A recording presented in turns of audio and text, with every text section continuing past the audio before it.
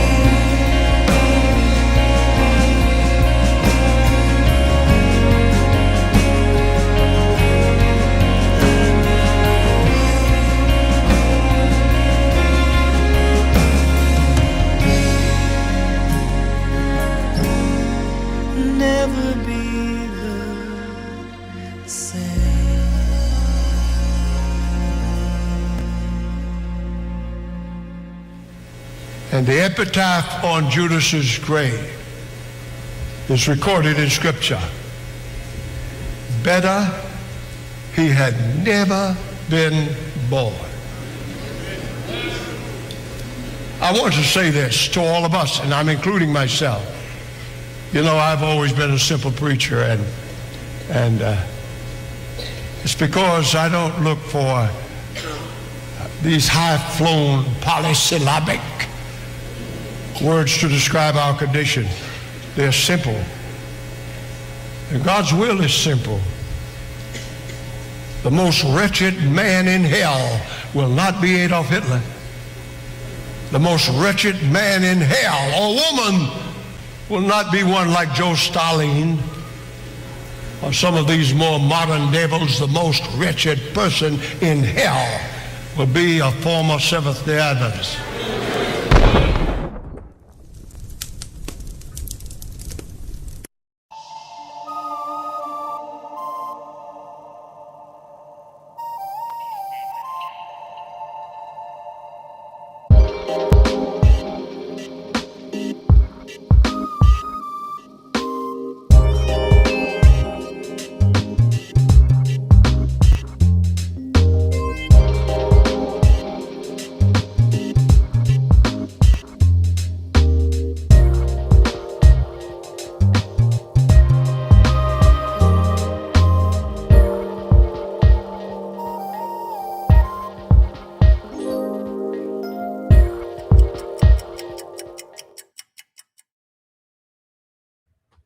Hello and welcome to SDAQ&A episode 7, season 16. Did you like our new little intro there, Jim? Fire and brimstone. Fire and brimstone. Oh, it's interesting. Like he would have, he passed away, I think, C.D. Brooks in 2016 and was, much loved public speaker, evangelist, would have been seen as quite a progressive Adventist. So I think that one kind of snuck under the radar there somehow, and no judgment to him. He just got caught up in the moment, probably. And hey, everybody, welcome to SDA Q&A. My special guest today, back again, is Jim Wagner. And Jim held that incredible position of being Walter Ray's lawyer. Legal team. And the cover fell off the book. So it's actually easier just to hold this up. What an incredible, monumental piece of information this was that absolutely exploded within the Adventist Church. Now, you were there at the time. We've chatted on the show before, but for those who don't know you and don't really know the history of your connection with Walter Ray, can you take us back and just briefly give us a history and a rundown of Jim Wagner and his connection to Walter Ray? And then, everybody, we are going to be chatting about Pirates of Privilege, which was going to be the follow-up book to The White Lie. And we'll chat about how that never eventuated. And it is now available. And we are going to chat about that book today. It's going to be an explosive conversation. So thanks for joining us, and keep the chat going. So, Jim, tell us a little bit about you, your own personal history, and then into how you met Walter Ray and what happened. My relationship to both Walter and the Davenport matter, that we'll be talking about later, is all a matter of geography. We were all members of the same church, the Long Beach Seventh-day Adventist Church, which is Long Beach is in the same county as the city of Los Angeles. It's right on the ocean. Back in the day, in the 20s, it was the Atlantic City of the West Coast. And so there's some good money here. The Adventist Church at the time was in transition. Our church had about 1,000 members, which is a pretty good sized church. And my goodness, at least 50 of them were doctors. Tithes were good. But it was in a period of transition. I mean, I certainly wasn't part of that. I'm very blue collar background. And so they brought in Walter in 1976, it turns out. I didn't remember that last time we talked, but having prepared for this conversation, I was just right out of the Spectrum thing by Tom Dibdell on the Davenport fiasco. Is a statement of the facts, as you will, that Walter ratified. Walter says this guy's got the story straight. So he comes in 76. I'm ahead of the youth department, and he's doing his thing. We hardly really interrelated for 3 years, but he put on a presentation on September 15th, 1979, where was this first presentation of his material publicly on the borrowing. I always love that word, borrowing. Yeah. She never gave it back.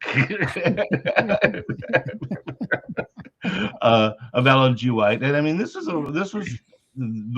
2 members of the White Estate there, the conference, not the conference. Yeah, the conference president was there. I mean, this was all a very formal thing. And I was a pretty average citizen type thing in the pew. I hadn't really had any sense of that. other than once in a while you read something in Spectrum. And even then it was all, very egghead stuff about, it was never anything very specific. In fact, the big thing in Spectrum was in 1971. This is 8 years later. It's a non-issue to the guy in the pew. But I was stunned. I had no idea. I mean, it was in direct conflict with everything I'd been taught at Academy. And that's what got me in the Marching and Chowder Society for Walter Ray. Yes. And the next 4 months between September of 79 and January of 80, when the Glendale meeting took place, I spent hours with Walter, hours and hours and hours. And I'm the one that wrote if you hear the tapes of that meeting, he opens his presentation by reading a position paper, 8-9 page position paper. I wrote that. And, but it said what, I'm a good lawyer. I said what you wanted said. And,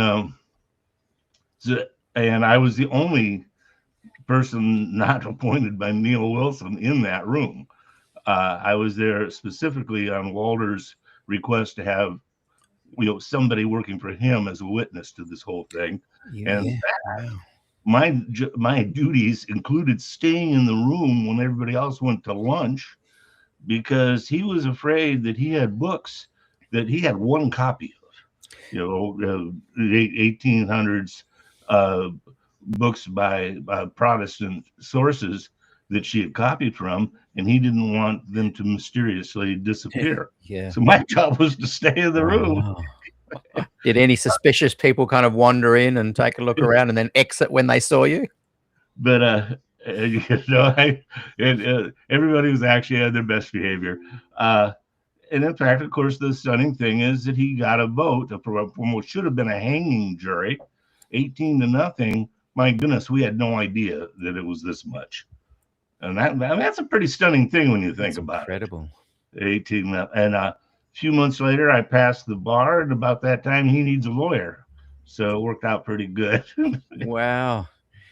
Meanwhile, on the Davenport thing, my goodness, I joined the Long Beach. I was baptized in 1963 in Long Beach, by a little more irony.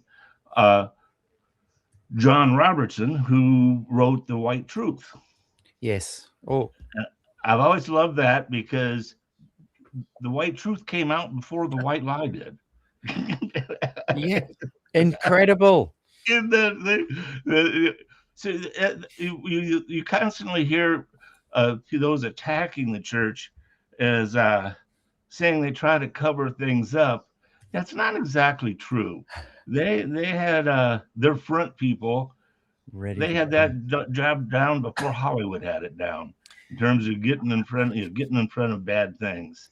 That's mind blowing. And this particular book, I read it years ago. I've got underlined bits and pieces, and it to me raised more questions than it answered. By the way, Robertson was an investor in Davenport. Wow. Anyway, the Mrs. Davenport was my Pathfinder leader. Yeah. I was in between their last kid. They had 4 kids, 3 girls and a boy, and I was between the 3rd girl, and then the boy was 4th. So Jeannie was a year ahead of me, and Donnie was a year or 2 behind me. And Donnie and I were pretty close for about a 10-year period, from like 13 to mid 20s, and then our lives, took us different places. But we stood up for a mutual friend, together in weddings. You got pictures of Donnie and me both in tuxedos. That gives you an idea that these are people I really knew. Yeah, you knew well, went to church, socialized. Didn't you tell me once that you became her lawyer after her and Davenport? No. Oh, no. Split? Oh, okay. No. she kind of disappeared. That in the 70s, she sort of disappeared. The divorce went down in 72. And I'm in college. I've got my own life going on. And I'm seeing Donnie. We used to meet every Sunday during the football season, a group of us, 10, 15 people that would meet every Sunday and play flag football, and then go someplace and watch the Ram game in the afternoon every Sunday for years. Wow. Like I said, Donnie and I knew each other. And Donnie Junior. It sounds terrible now. Donnie is 70-some years old now, but that's what he was known as Donnie, and that's the that son. made him different than Don. Yeah, they didn't go by Junior. He went. We all called him Donnie. Yeah, talented man. And all of these people are just. I can't explain to you how nice they are. Yeah. Mrs. Davenport, Donnie, Jeannie.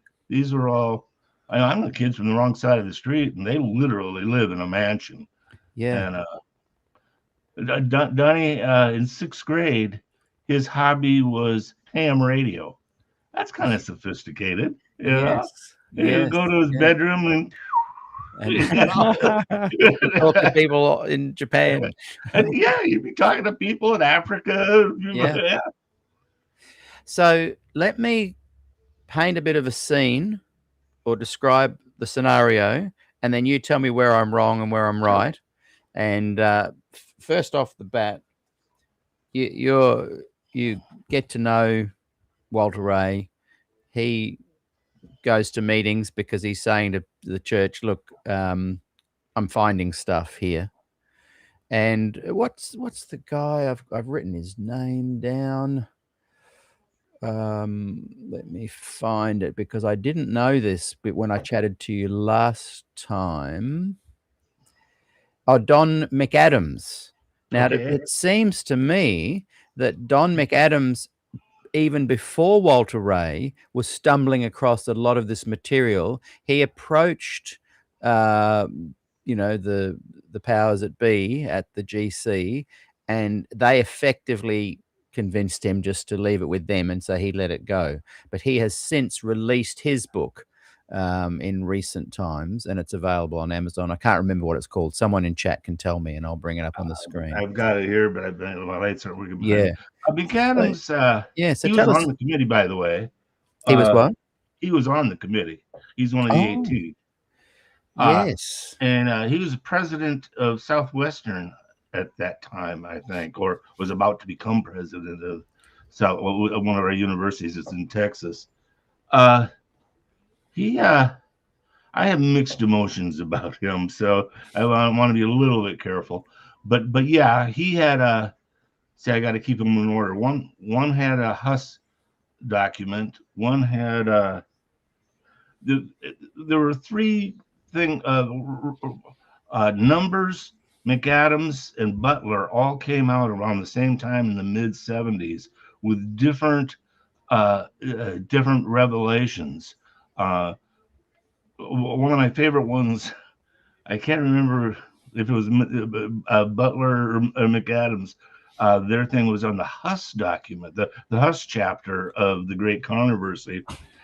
And one of the arguments is, well, gee, she was borrowing, but the revelation, the inspiration was that she knew what to borrow and what not to borrow, right? Yes. And meanwhile, trust us, the book is just filled with wonderful lessons and information.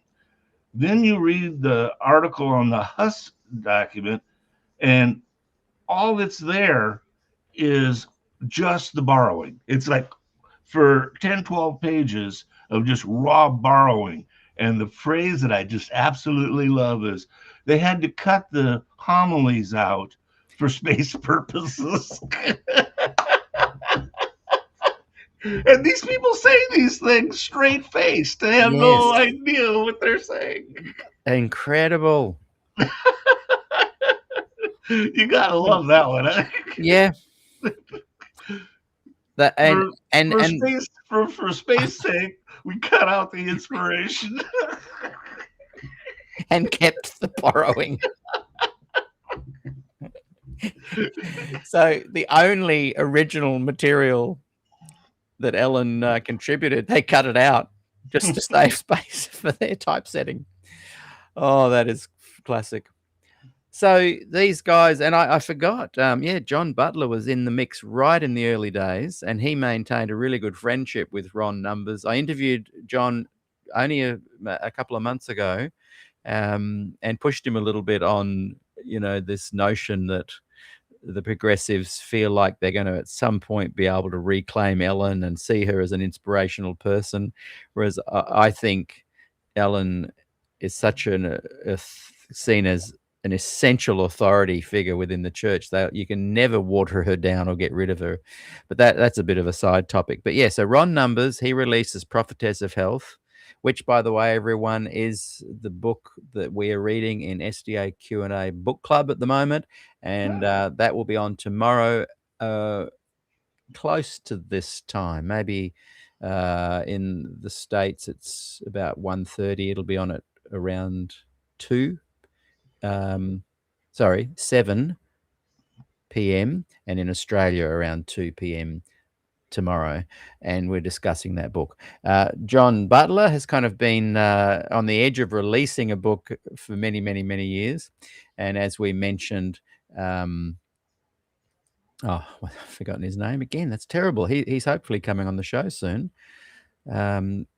Don McAdams is coming on, but those three were finding out all this material, and maybe Don McAdams had more to lose than Walter Ray, but they all seemed so. Walter Ray comes along, he talks to the committee, and they effectively say, can you just keep it under your hat for a little while and leave it with us to research? Is that what happened at that meeting where you wrote the 9 points? Actually, that day, the actual findings included a thanking of Walter, thanking, of course, for Neil Wilson, and the statement that Walter should be given help to investigate this, and on and on and on. Well, within 60 days, the meeting went down at the end of January. The beginning of April was a general conference in Dallas.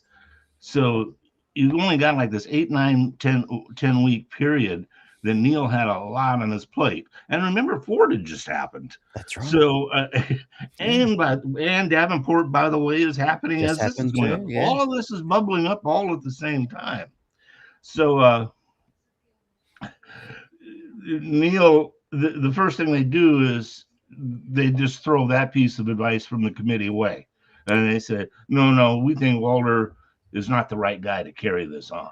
Yes. And that happened within 60 days of just being, yeah.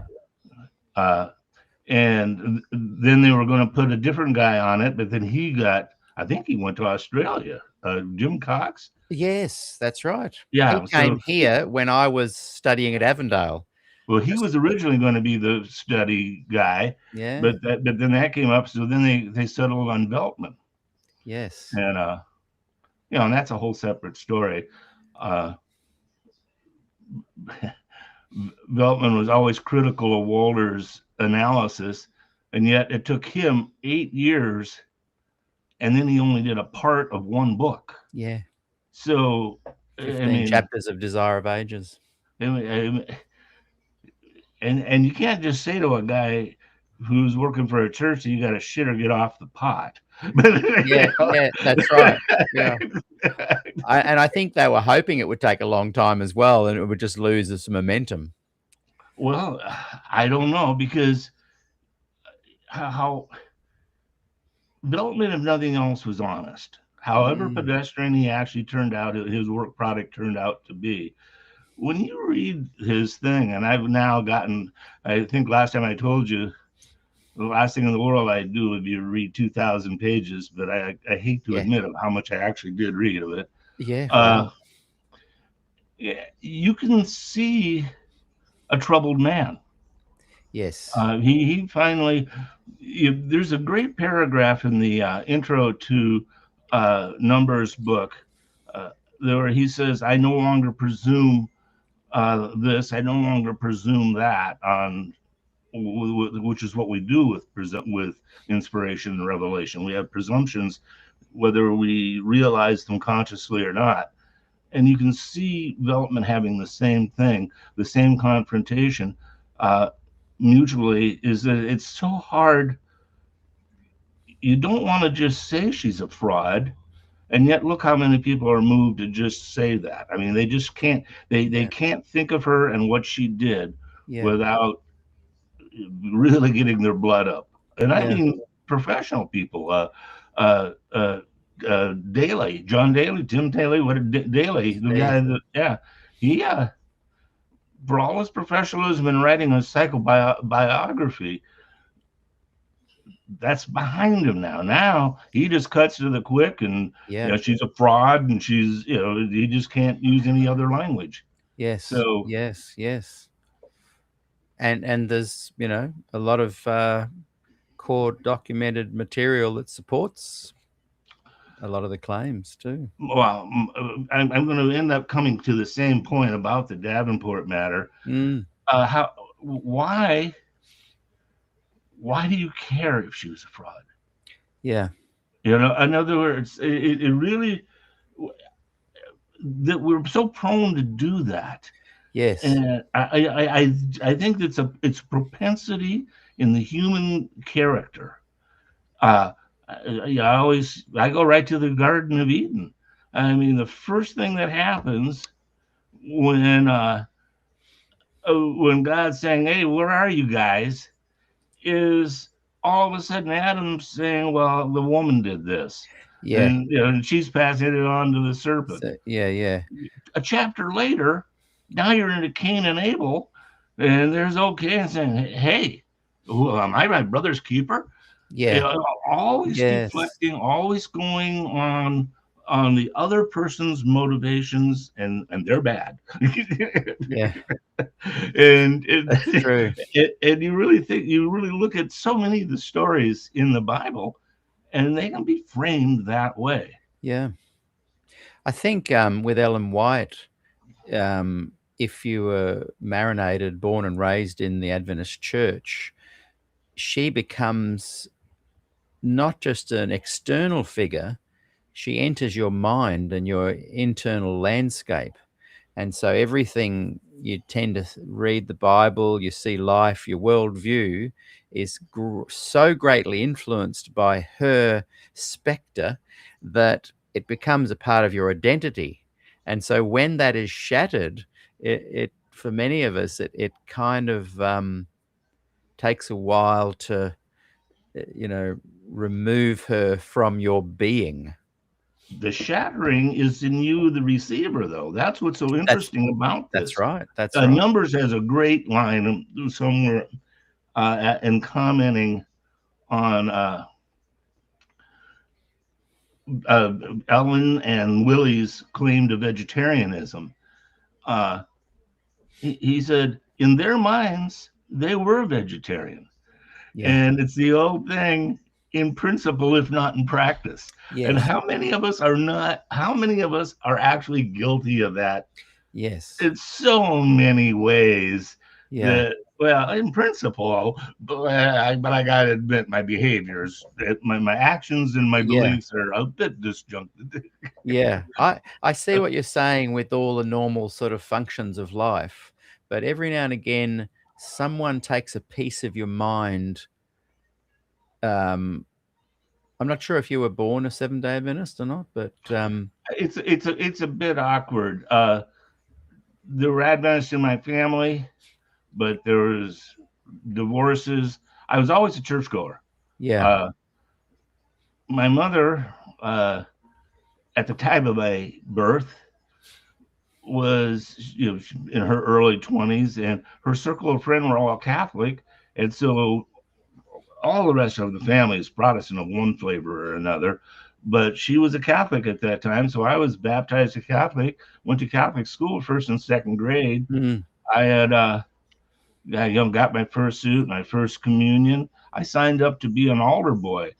Well, and my mother went back to her mother's church, the Congregational Church, and they didn't have altar boys. So I joined the choir so I could wear an outfit. Yeah. But Yeah. yeah, And but you know, it a good job. We said grace at every meal. We said yeah. our prayers at night. We went to church every week. It was on Sunday. We were Congregationalists then. Yeah. Uh, and then my mother moved to California. I was raised in Minneapolis for the first 11 years, and that's where all the Adventists were concentrated in the family. And so we're immersed in that. And within a year, I'm baptized. Yeah. My mother and I were baptized together by, like I Yeah. said, John Robertson in November of '63. Yeah. And then visiting family, I'm talking to people who are the third and fourth generation Adventist. Uh, Yeah. I have tons of relatives. I have the Adventist family, where my grandparents' generation had 9 kids, and my grandmother had 6 kids in Minnesota, Mm. and there was a double marriage. So, I mean, we got a lot of cousins there, Yeah. and we had 6 of those 9 are women that worked one way or the other for the sanitarium in St. Mm. Helena, and they lived about a mile from Elmshaven. That was Elmshaven frequently. It Yes. was Yeah. something to do. Yeah. Yeah. Yeah. That's like me right here. I'm 500 meters away from Ellen's house. You And pop in. I think I'm very much able to look at this from, well, she was a human. So what if she was a fraud? It doesn't affect me. I don't lose any sleep over it anymore. And even when because I was raised more of a progressive Adventist under the influence of people like Numbers and Ray and Butler and unknowingly Trenchard and McAdams, and then a whole host of others like Ford and so my Adventism was more progressive. Ellen White was still filtered into my brain though, almost like Mary to a Catholic. And so I'm I remember the first thing. Well, first of all, because I came from the outside, I recognized things right away. In other words, my yeah, family drank coffee. My family ate meat. yeah, Uh, so, though they're third and fourth generation, we had that in there. yes, Not jewelry wares. Did not go to movies. Didn't eat unclean meat. So it was sort of you take from the shelf what you were willing to agree yeah, with type thing, exactly, yeah, and the church tolerated it. So I yeah, got when you learn that they're going to be accepted, that there's that level of acceptance, yeah. you have a different view than these places that have the fire and brimstone guy you had to start their show. That's right. There's a lot And more brainwashing going on it in that turns way. out I have cousins that were in that environment. I was Yeah, not. no, And so, but the first time I got pissed off at Ellen was in 9th grade. I get introduced to Messages to Young People, and on page 85, I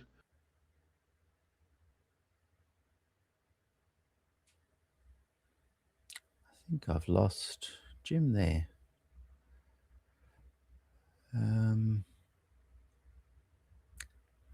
Just bear with me, everybody. We've lost Jim at a very crucial moment. Jim, I'm not sure if you can hear me. Here we go. He's gone, but he's back. You're back. So just recap that. There was a very important moment when you first got upset with Ellen G. White. it was when she sang in Messages to Young People, Thomas Paine, terrible person, a messenger of the devil type thing. And I'm thinking the whole reason she's able to publish this is because Thomas Paine was there as a catalyst to the America even getting formed. But for Thomas Paine, she wouldn't have had that freedom. Yeah. And so, I'm in 9th grade. I mean, that's amazing that that's you were about as putting sophisticated of a thought as I had. Yeah. That's amazing that you were able to kind of process that and observe it. Well, and another thing is I love team sports, football, baseball, basketball, and we weren't allowed to have we weren't allowed to have that in school. And yet, in Southern California, each of the 3 or 4 academies had informal, and we'd have an informal meeting of track, and an Yeah. informal football game, informal baseball game, but it wasn't. So Yes. Yeah, that's fascinating. And those kind of intrusions into the real Adventist kind of template often lead to someone's freedom in the end. so now you go back to the 1919 Bible Yeah. Conference, and Yeah. you've got Prescott saying, "Gee, if all the time I've seen Ellen eat oysters, in other words, he wasn't upset with No. her pushing No. vegetarianism. There was no conflict there, No. and so, like I said, the big test is by their fruits. So we're busy talking about all of these misrepresentations as we interpret them that she's made, and how in hell can she not see that she's saying exactly the opposite? And Yeah. yet from their perspective, they've created a 5 million member uh, system of good. Yeah. Is the Seventh Adventist Church a good fruit or bad fruit? Yeah. It Yeah. kind of depends upon where you're sitting, doesn't it? That's very true. That's very true. Is it, more benign or less benign than any other Protestant movement? So let's get to Pirates of Privilege. Sure. You've met Walter Ray.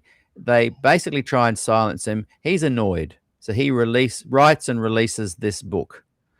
They, as you said, write the white truth before he releases the book. So they must have had some kind of access to some of the documentation, maybe. But it was 2 years. He's been sending his stuff from day Right. one. Yes. So they had that data that they could Since the look at. mid-'70s, he was sending them Yes, stuff. right. And look, I make no judgment on your Don McAdams, your Trenchards, your Veltmans, Butler numbers. They all deal with life where they're at, with whatever way they can. I remember, what's the famous guy that's often equated with Des Ford as being that kind of same theological influence, but Des was a bit more charismatic, so it went a bit further. At the same time or before him? Same time, around the same time. They were colleagues. Well, Good friends. Brinsmead was big. Not Brinsmead. American dude. Linden? Which one? Linden was more of a historian. No. Someone watching will tell me. I've spoken his name so many times. I didn't sleep at all last night. Oh my! So that's why my memory's even worse than normal. Oh, hopefully someone will tell me. Anyway, he was quite the progressive Adventist, had a lot of influence. I think the month before Des's famous forum meeting in October 27, 1979, he had done a similar presentation with similar content, but it didn't make any splash. And I came across an original document that someone gave me, that he was at the time working for the publishing house there. And remember the I Was Canwright's secretary book, and it's a letter where he is writing to her. So on the one hand, he is with Des Ford in kind of undermining the church's belief in the sanctuary doctrine, 1844, investigative judgment. But, oh yes, Ray Cottrell. Thank you, Gillian. Gillian Ford's watching today. Thank you, Gillian. I was hoping you or Adrian would write. And anyway, in this letter, he's part of the editorial team that is going to be printing the book. And so here's this guy on the one hand joining with Ford and a lot of the scholars and academics critiquing 1844, suggesting Ellen White got it wrong. And then in this letter, and I must find it, and I'll do a whole show on it, he says that he wishes her well, that he wishes that he thinks the book is going to do great things for the church. And I just thought, here's this person demonstrating the flawed human nature of what we are. Maybe Don McAdams could have released that material before Walter Ray, but for whatever reason he couldn't. No, McAdams had this had constraints on him by the way he had access to those documents Right. through the white estate. So the flow is the other way. Right. Grable had problems with his dissertation, same reason. So no, that's not my Yeah. my complaint with Nick Adams. Yeah, Oh, okay. he couldn't have done much Well, I otherwise. guess what I'm saying is a lot of people, we're all flawed. And I can even look at Ellen, and it doesn't bother me that she had oysters but claimed to be a vegetarian. But Exactly. those things don't worry me. It's when people make these incredible claims that, you know, need to therefore, what's that famous quote? I've got it here. I'll bring it up as well. Here we go. Extraordinary claims require extraordinary evidence. That's Carl Sagan. And, you know, I just think Ellen White's claims that God told her these things, that's what worries me. Because it's more than just showmanship. It's more than just being a flawed human being. That's using, and a lot of people did around her time, that's using supernatural kind of information to bolster fame, sales of books, bums on seats, and they're the things that concern me. But anyway, that's What if the digressing. Bible was guilty of all the same things? In other words, why do people say the Bible's inspired? And I think that whole process is where the unraveling begins, and you eventually have to land at a point that you go, okay, this is just human nature. Here we are. And then a lot of what you and I are doing is just reflecting on sociology and anthropology and how humans behave. So as we dig into how humans behave, Walter releases the white lie.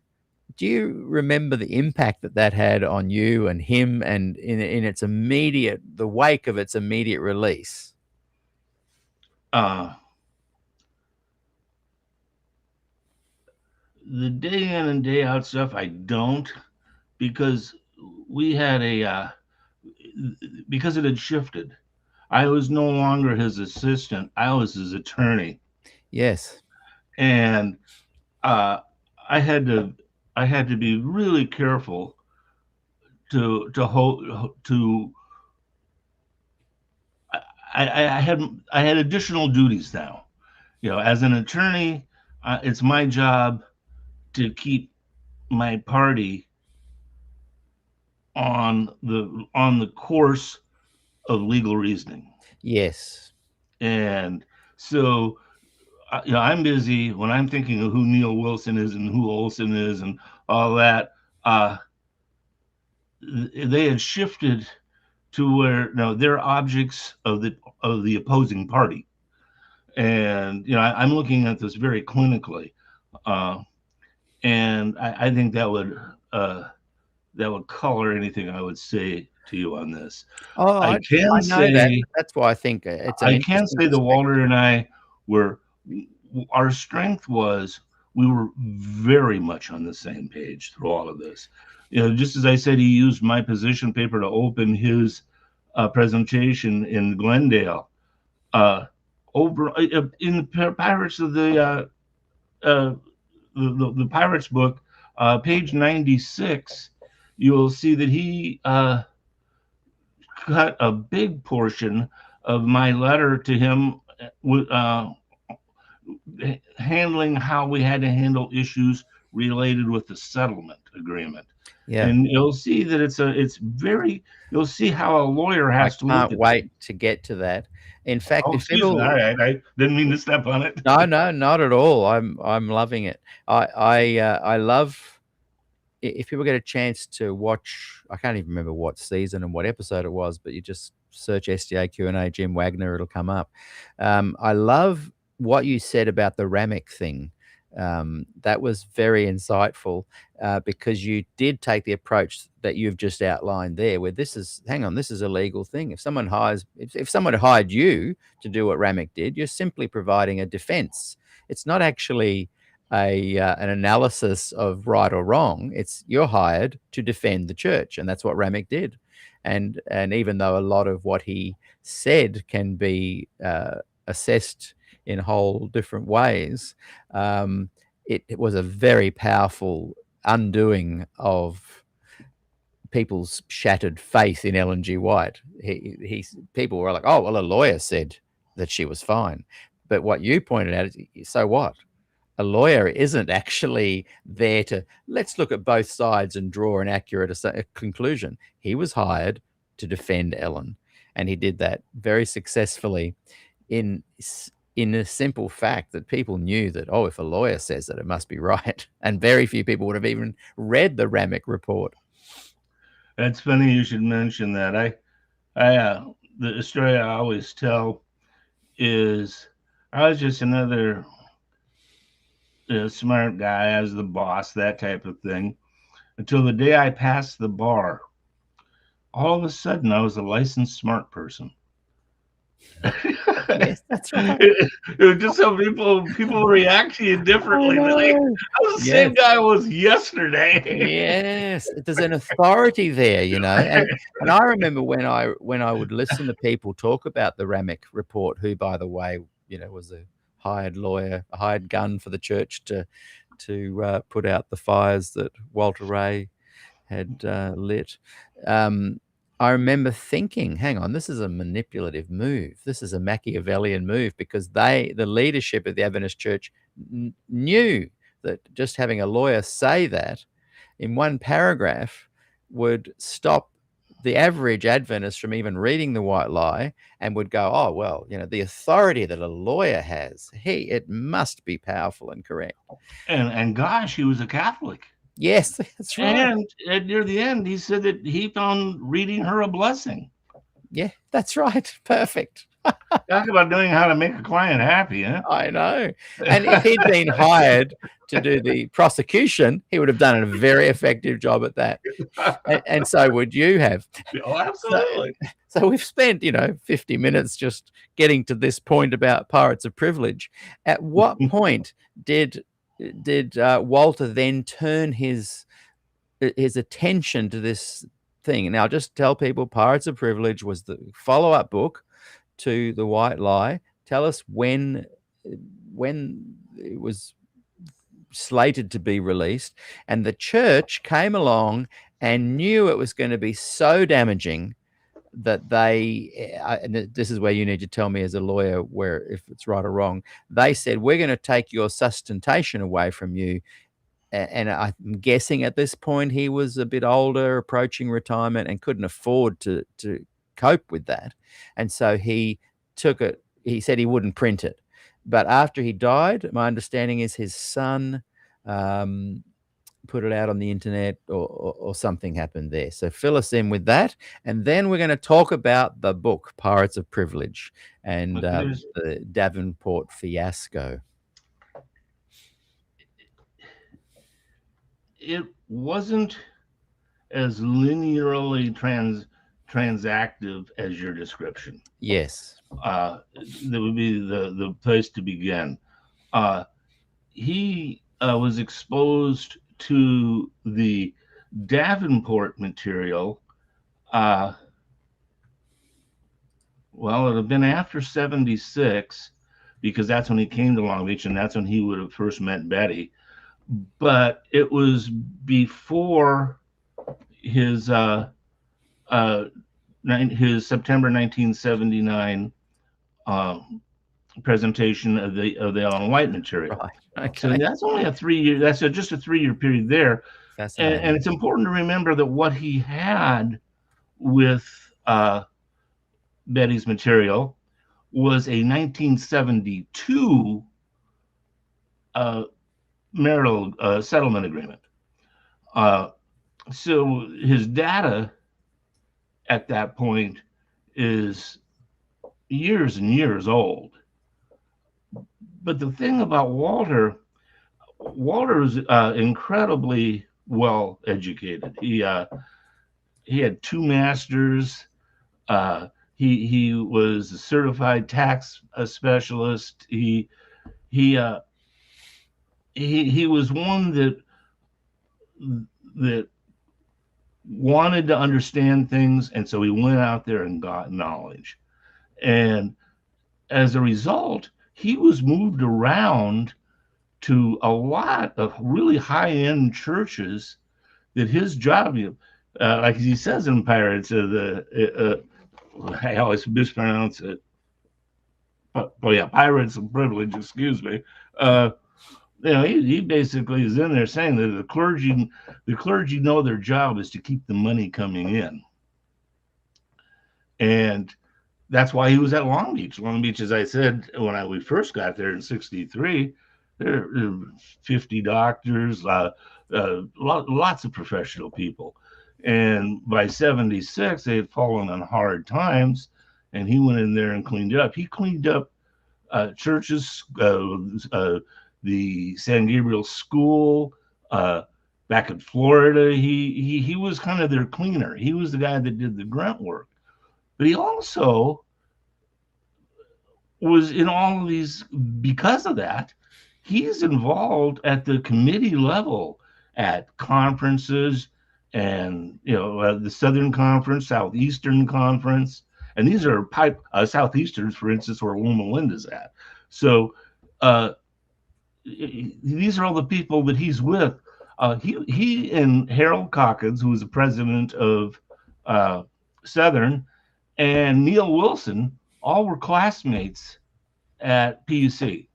They all know each other and have known each other at that point for 40 years. And you get an awful lot of personality in the soup along with that. There were likes and dislikes. Bob Olson was part of that group. They all had known each other for 40 years, and those guys were, I guess, in the vernacular, my blue collar vernacular, those guys were the suits. Yeah. And Walter is that master sergeant. He's the guy. He's above the guy in the pew, but he's the one that's shoveling the shit. Yes, yeah. And so as a result, he knows where all the bodies are buried. Yeah. And as he says in Pirates of Privilege, a real problem why a lot of this happened is he said all of those guys are trained to be ministers. None of them were trained. They wouldn't know a balance sheet if they broke their ankle. They got no sense of how to run a business. This is all a lot of good old boy stuff, is what this is. Yes, that's right. And Walter wasn't one of those. Walter knew how to. He knew what he was. He knew numbers the minute he saw them. Yeah. And because he was trained. Yes. I'm sorry. That was by the end of my point. No, that's good. I'm just pondering it and letting it sink in. Okay, yeah. So we come then to, that's interesting that there's a little bit of an overlap there. And in some ways it demonstrates that Walter Ray had this really incredible inquiring and inquisitive mind. I think I've said to you in the last interview, and I've said it a few times, that when I read The White Lie, I'll hang on a sec. When I read The White Lie, I think in maybe 1985. When did it come out? 82. No, excuse Right. me. Yeah, 82. Yeah. And I think my parents had a copy of it on the shelf. I remember reading it. I couldn't read it. Like it was shaking me so much. It was shaking my identity, my faith, my what? So I could only read a few chapters and I stopped reading it. And then I didn't really approach that kind of topic for another 5 years or so. And I was visiting my folks and they had this exact book. I think it's this one. I think it was this exact book on their shelf. And I thought, oh, well, that looks boring, but maybe interesting. And so I started reading it and realized it was along the same lines as The White Lie, but on a much narrower area. Narrower area. And it didn't affect your religion. It's health. And it didn't, exactly. It was a book that I was able to read find out all the same kind of information, but it didn't shock me. Then after I read this, I went back and read the White Lie and was able to process it. And Numbers is really a good writer. He Isn't has a he? good bedside manner. You can't put it down. No, It's such a good book. I am a fan. And so around this time, Pirates of Privilege is taking shape. So let's get into that book. What is it about? What's going on? What was Walter Ray uncovering? How was it shut down? There's a lot of things to talk about there. He was rattling cages about improprieties that he was seeing in the way the church was doing things. And ironically, I don't know how much you know about the quote unquote Burbank case. But No, that's not another much. thing that was going on right around here. And Walter was actually an expert witness for the church. Wow. In other words, he felt the church was in complete right to kick the guys out of Burbank and take over literally taking over their church physically. This is dollars and cents. Your people aren't going to be running it. Our people are going to be running it. And one of the joys of all of this stuff is that in the background is this unsettling issue of, is the church hierarchical? And this has legal significance. I mean, this is a very interesting problem for the church. And here's Walter as a witness in support of hierarchy. So, I mean, he was a company man there. That is interesting. Yeah. This is with the Burbank. And there you'll see issues in articles about it in Spectrum. It was So what year was that? Oh, that mid-70s. It was in litigation when I came on the scene in the 79-80 type thing. They were already deep into it at that point. So, wow. Okay, so tell us. So the church all along has known about he's been agitating them about Davenport all along. Yeah. On another frequency. In other words, it's interesting, isn't it, that when I think the Times magazine wrote an article called Adventism at the Crossroads, it released it in 1984. That's in the early 80s.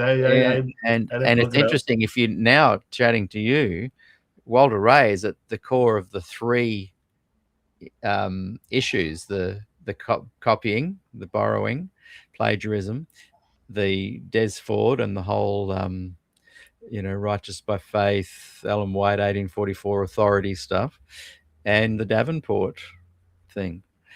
So tell us a little bit about Davenport. And Pirates of Privilege is essentially a book about what went down, and it names names.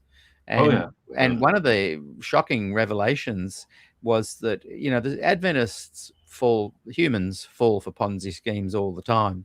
And there was a big one maybe 10, 15 years ago over here that a lot of Adventists fell for. And the guy eventually got put in jail. But they didn't use Adventist funds. Just silly people that worked for the church used their own money to invest in it. And they suffered for it in the end, lost hundreds of thousands of dollars. But the Davenport one, my understanding is that they actually used church money in the Ponzi scheme or the pyramid scheme, whatever it was. So, and my other understanding is that it was 21 or 29 million US dollars, 1979 dollars, not extrapolated to now. So that's a lot of money. So can you tell us about the Davenport thing? What was it? Who fell for it? What happened? First of all, I would point your listeners to the Tom Dibdall article in volume 12 of Spectrum. And that was, I don't know, 81 or 82, whatever it is, you can look it up. Walter completely ratifies that as being an accurate statement of the facts. So that you're getting, you got three prongs there. You got Dibdall's saying that, you got Walter giving it his holy water, and you're getting holy water from me. It's accurate, that article. Secondly,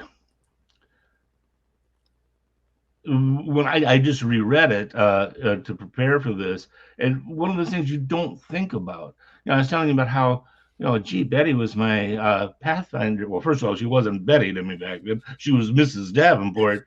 But something I hadn't thought about until I read reread Ed Dibdall's article. Davenport was born in 1913. And Betty in 1918. You just kind of assume that your friend's parents are the same age as your parents. My mother was born in 1928, and mom had me when she was 22. In other words, the Davenports were older. Yeah. He was born in Bakersfield. Wow. Bakersfield could easily be in the outback someplace. And really, I mean, literally, it existed because of oil. To this day, the pumping area, the second most highest producer of oil anywhere in the continental United States is still about 20 miles from Bakersfield. Right. That they've been taking oil out of that ground for what's it be about 100 years now. Yeah, about 100 years now. It's Bakersfield's claim to fame. You're a musician. Merle Haggard and Buck Owens. Right. Are Bakersfield. Yes, I was going to say there's some well-known musicians from that area. You read John Steinbeck's big one, The Grapes of Wrath, the Okies. Yes. Well, the Okies end up in that area. Okies from Muskogee. Yeah, in other words, that's not people's sense of California. When people outside of California think of California, they all think of places where I'm living, 5 miles from the ocean. Yes. And California's got this whole other side. So he goes to Loma Linda before it was Loma Linda University or something, like Loma Linda Doctors College or something like that. Yeah. Back in would have been around 1940 or so. Yeah. Wow. So in 46 is when he opens up. I sent you pictures of the post office. Yes. And his office, and they're right across the street from each other, and they're still there. It's still a post office, still a doctor's office, in 1940. So that was the post office that he was in line in when somebody said, "Oh, you should build them," and that he started doing it. And by 1968, he's published in he's quoted in the Wall Street Journal was the king of the post office, and he had gotten 70 of them at that time. So it was not a Ponzi scheme. It was right. It was Nancy Pelosi's husband got unbelievably wealthy with government contracts. Yes, George. Well, a good reason why we had the American Revolution is that a whole lot of those 55 guys that signed that document were land speculators on the other side of the Appalachians. And so the United States, being independent, kind of got rid of all of those claims to property that were lying around in England. Right. That didn't hit the history books until 1913. Yeah. The historian James Beard. Now everybody accepts the financial reason for the American Revolution, but they sure as hell didn't teach that to me in elementary school or in high school. But I was fortunate enough to learn it in college. Yeah. in other words, it did become part of the curriculum.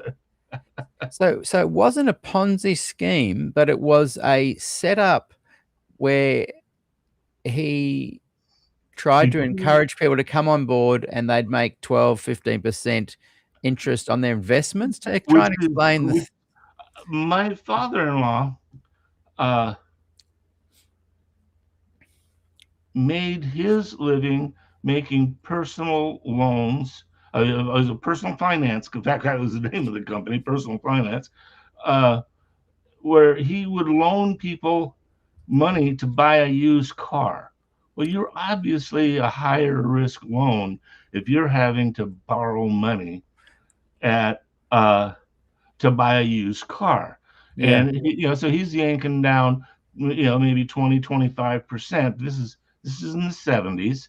So he's got a line of credit with major banks, Wells Fargo, Bank of America, that type of thing, where he's borrowing money from them for 7, 8, 9%. And then he's giving them as collateral these contracts that he's loaned money out to all these other people. And that's not hurting those banks at all, because if any of those people bellies up on the loan, it's not the bank that's out, it's my father-in-law. He's got to guarantee those loans. Yeah. So the financial middleman is a very, very ancient role. Yeah. And it's completely appropriate. But what happens is when you then start, when you get over leveraged, what happens is and what happens is in the 70s, and this all went bad for him in the 70s. Well, remember what the 70s was. Yes, that's the right. 70s, interest rates were, mortgages across the nation hit more than 13%. In California, that was more than 15%. Yeah. And that's huge. Yeah. And so he found himself having to borrow more money, and then he had the old problem. He divorced his wife and got a trophy, and she went on to I don't know if this was a big show in Australia, but the first of the wives was the Wives of Beverly Hills. Yes. That's in Australia? Yeah. Okay. Well, one of those wives was married to the man that I took medical malpractice from in law school. He was one of the nation's top lawyers, Tom Girardi, and he had for 20 years. He had a radio program on every Saturday all throughout Southern California on AM radio on ethics. I mean, this is a guy who knows right from wrong. He's your classic plaintiff's attorney who's out there, fighting corporate America, fighting environmental this and all of that. But he marries the trophy wife. Wow. And now he's 87 years old, and he's serving a 7-year sentence in prison about 10 miles from here. And he just kept, he overextended and dipped into the client trust fund. And that's what happened with Davenport. When you start saying things like, you'll get 80% on this, 80%. Yeah. I mean, that's like a scene out of The Godfather. Yeah. That's a loan shark. So a loan shark fly. And how Davenport got out of it, I truly don't understand. He ended up, when all of this was over, he had to practice medicine again. And hey, you're in your 70s and 80s. You just have something better to do. So he didn't go to jail. No. He lived out his days in Newport Beach, and Newport Beach is 10 miles the other side of my house, and I mean, it's where John Wayne lived. It's it had, it's incredible wealth. It's Right. jaw-dropping wealth. So he did okay in the end.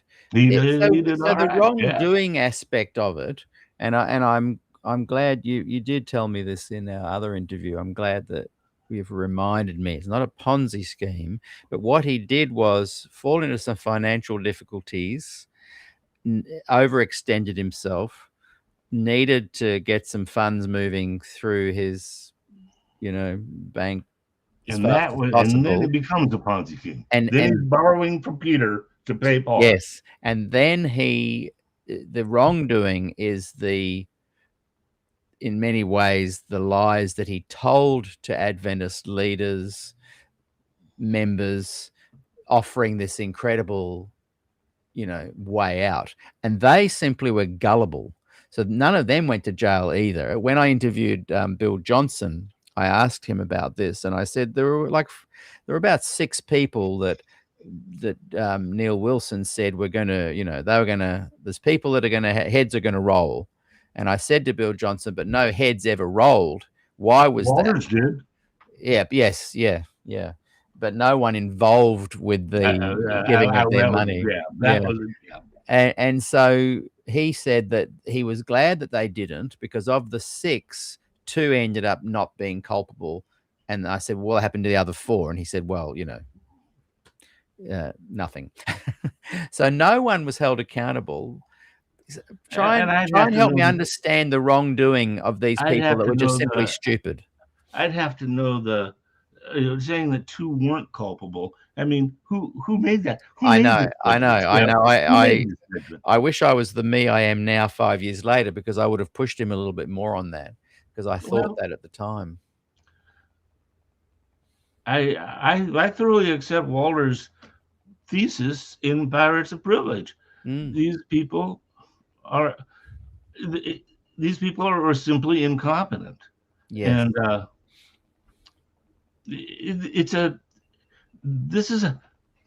what's an entrepreneur? Most people, their first reaction, at least in places like Australia and America and Western Europe and South Africa, Japan, it's a very positive term. It's the people that are making the bold decisions that are advancing our standard of living. They're job creators.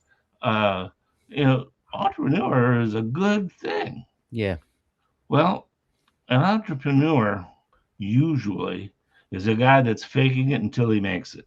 Yeah. I mean, it truly is, and there's nothing wrong with that. I mean, when they say an entrepreneur took a risk, that's exactly what he took. And boy, back in the day, Gutters Prison was not a place you wanted to be hanging out at. And slowly but surely, when you look at the expansion of handling capital, and like I said, now we even see there's even a line of logic that the United States was, based on land speculation, and who's going to control. Look at Trump now. Trump wants title to Greenland. Notice he's using language that has nothing to do with, I want to conquer it, I'm going to send the hordes. No, I want title. Yeah. I mean, does he sound like a landlord or what? Yeah. He's an entrepreneur. So I remember buying a property once, and the real estate agent was of that entrepreneurial nature, led me to believe certain things. I was silly, and I didn't check the air conditioning, and it was a big ducted thing that cost me 10 grand within a month of buying the place. And the 2 car parks that were supposed to be associated with it didn't appear. Simple things that I could have looked up. It might be our 51st state. Yeah. Yeah, I thought it was going to be Canada. Look out, Canada. And I didn't blame him. In fact, he and I are still commercial property neighbors, and we go out to lunch. because I know that I was the silly person that just didn't read the fine print of the strata deeds or whatever. So in this case, is it just them being ignorant and silly like me, and greedy. And greedy. and greedy? Yeah, Yeah. yeah, yeah. That's true.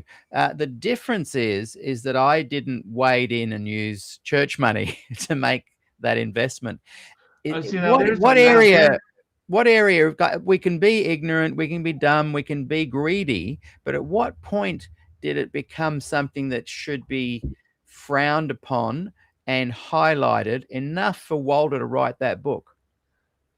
Was it that they used church funds? Is that what it was? It's this is going to sound so banal, but it pretty much is where Walter and I are believers in rules. And when we say entrepreneurs fake it until they make it, yeah, that means that they're stretching the rules. But there's a difference between stretching the rules and the entrepreneur is willing to pay a price.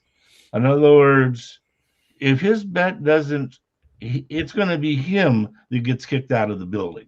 Yeah. Okay. It's going to be him that gets kicked out of the building. Walter would do nothing more than have held church officers to the same standards of ethics as is in the business community at large. Right. You look in Pirates of Privilege, and they even talk about how when you become clergy, one of the things that you give up is your right to legal recourse. And Walter would argue that legal recourse is a reasonable standard.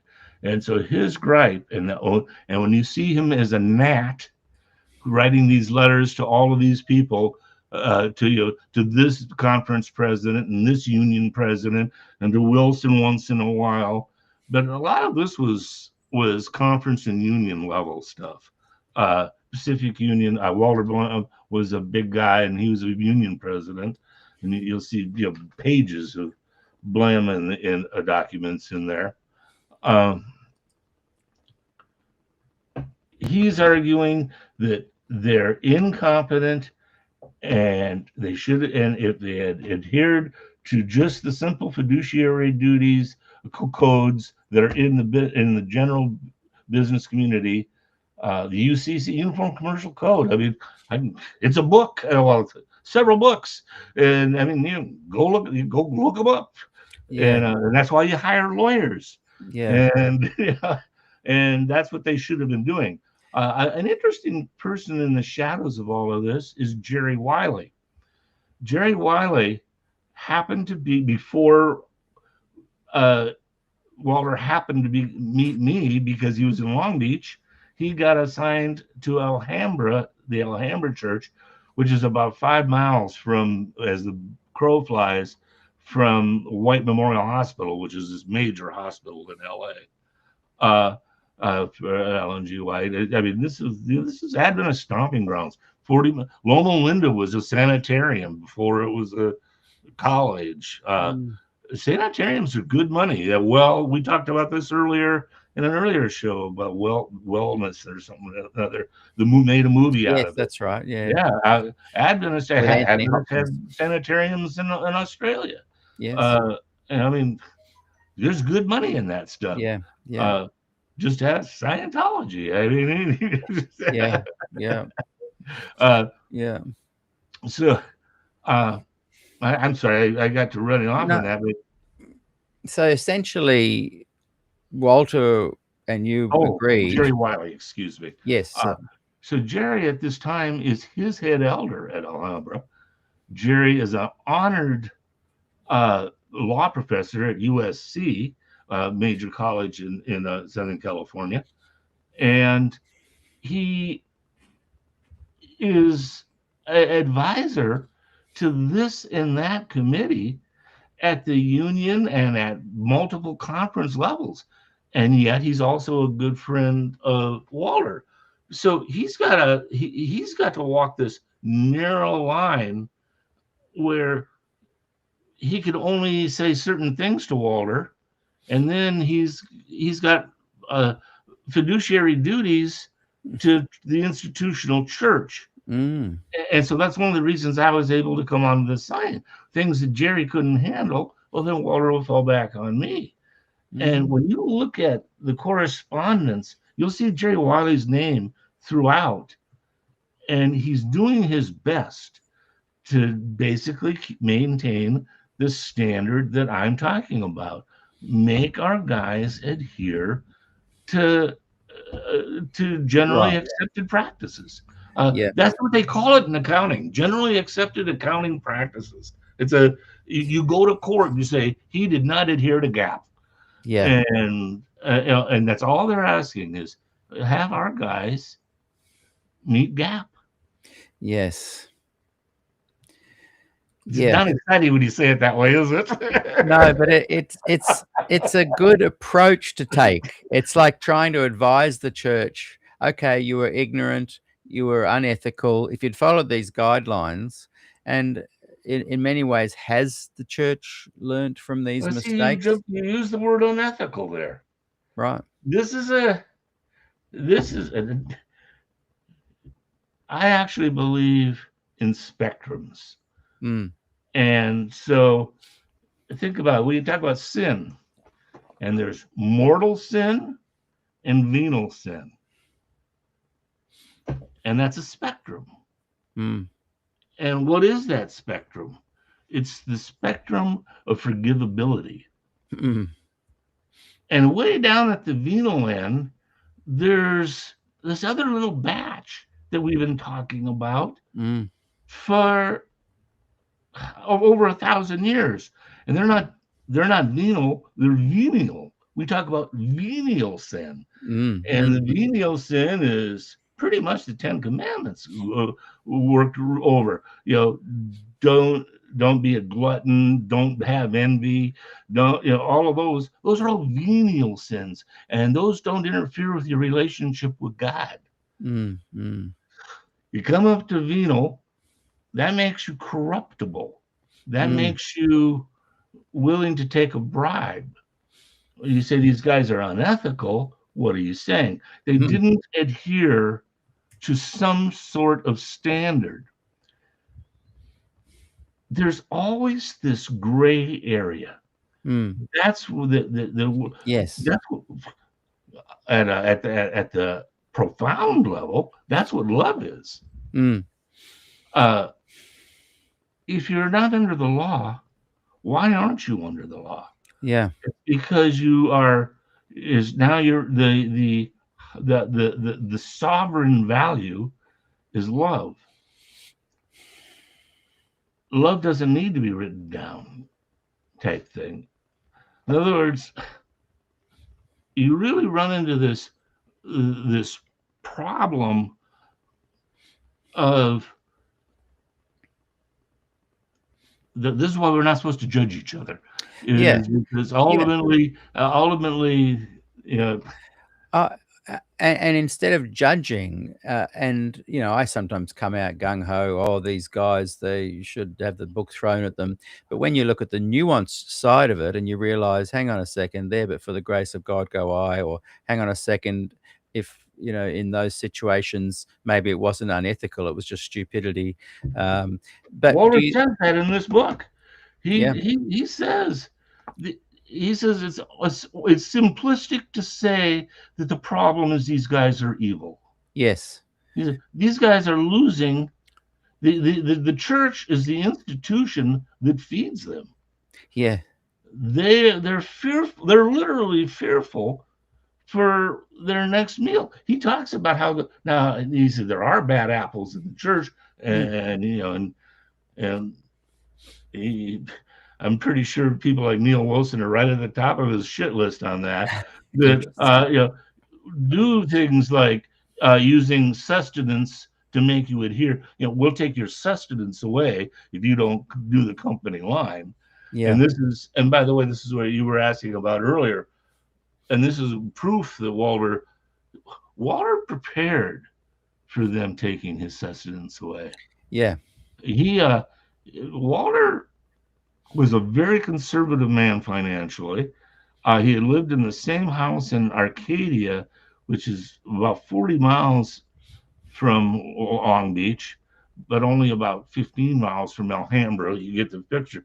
And these are where his churches were. And he built up a lot of equity in that house. He said he's a good saver. He had property that he had bought years and years and years ago in the agricultural area of the San Joaquin Valley, and so he was prepared to, if they fired him, Right. they could land on his feet.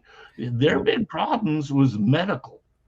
Is that if they took away his wife, Helen, wonderful person, was diabetic, Right. and they needed they needed a hump period of about a 2-year thing to cover. And Yeah. Neil Okay. Wilson was well, we ended up settling it and getting some money exchange hands and all, basically to cover that medical issue. Wow. So in exchange for that, this is fascinating because I've only operated on gossip, hearsay, reading Who Cares, Who Watches, the Doug Hackelman book. So it's really insightful to have your perspective on this.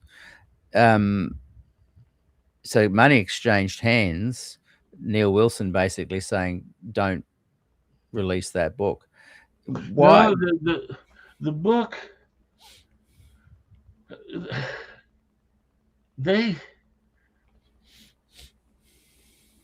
well, I don't know how to answer that because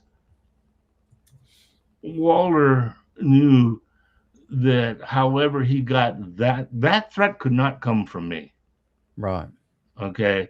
And so if that was a bigger player than I was led to believe, that's conceivable. But that's certainly not the way I was. My threat was I was pretty confident that I could win, that he had an employment right to. Yeah. Okay. Well, you've got real problem. You'll read in the page 96 that we were talking about earlier. You'll note that one of the things that we ended up agreeing to was that he got fired for ecclesiastical differences. Right. That's a phrase, baby. Remember, this is America, separation of church and state. Right. So that's legally significant that we let them say, in other words, that's kind of us waiving the employment rights. Yeah. So just say that again in layman's terms. Like you're sitting there chatting to Walter, and he's I'm saying to chatting to you, Neil now. "What's that?" And at the time, you're chatting. That's a bit cheeky. He and I only met each other a couple of times. We did have correspondence back and Yeah. forth, and I think I already gave that to you. You can see Yes. that got a bit heated.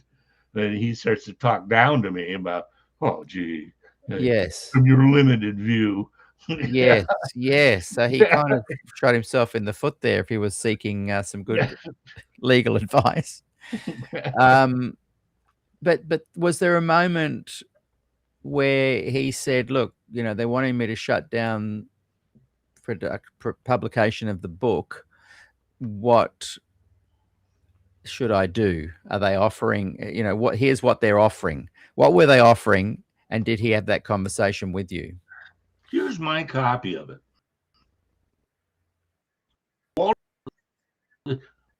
This was handmade by Walter Ray. By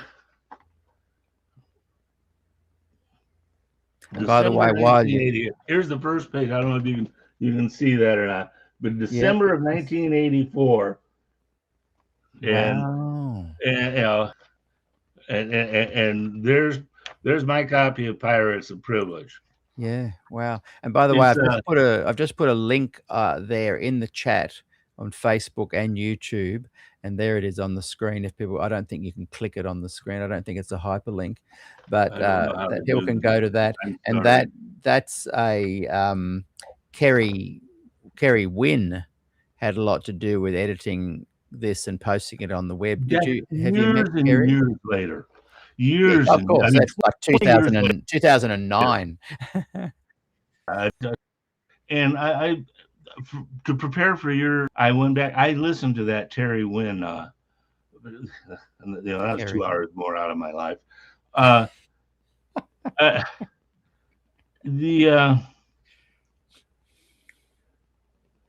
he says things in there that really upset me.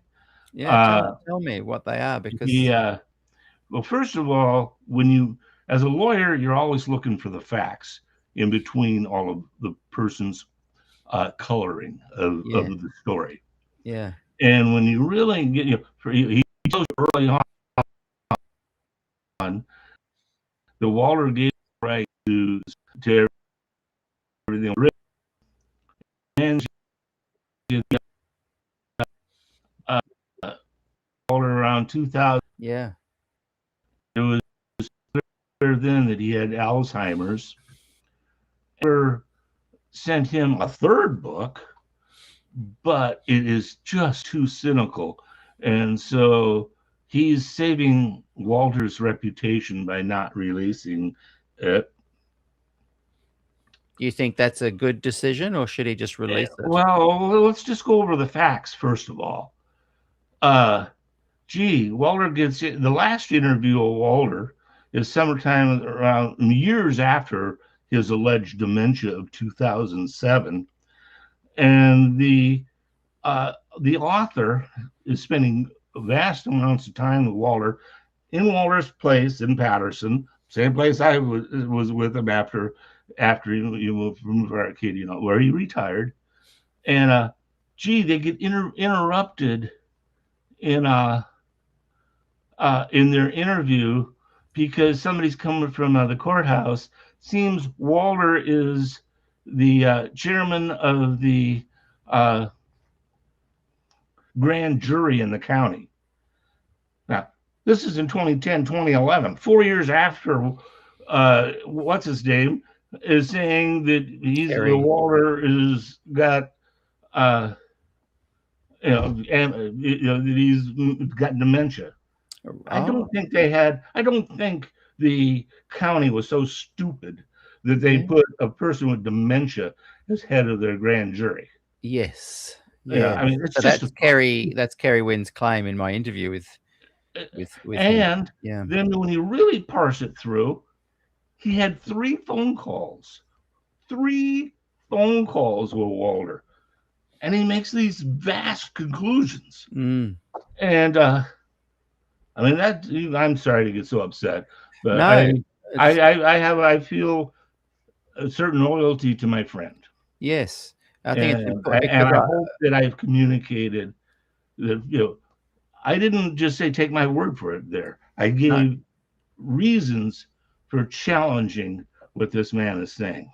Yes, and then we get to the issue of one's faith, and that's always a sensitive thing.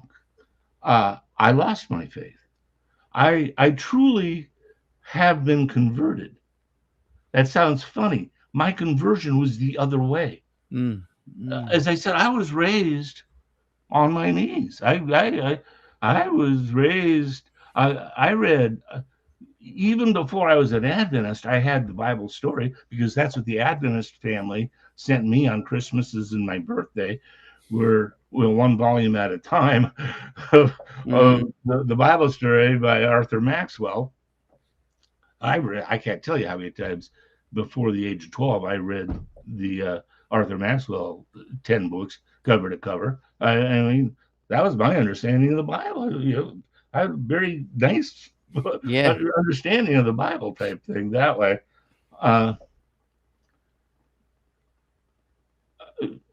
So I'm through law school, and I'm still defending a 6,000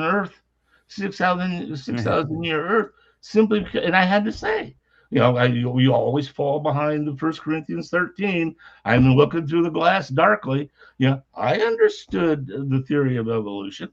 I didn't understand why God did the way He did it, but I would tell you, don't be the one of those Pharisees that Mm. takes his own way rather than looking for the truth. And so I was humbly intellectual that way. I Yeah. don't know. I don't know. Yeah. So then I meet Walter, and Walter it really gets me looking at that inspiration very Yeah. clinically, and I get converted to, gee, I'm not seeing God in any of this. Yeah. Yeah. Now I'm a pretty ordinary guy that way. I mean, I was I believed because everybody around me believed. Yeah. It's interesting with Kerry Wynn, who has put a lot of content up in the link I've put there, not just about Walter Ray and Davenport, a lot of material there that shakes people's beliefs. But he also comes across as an Adventist apologist. Yeah.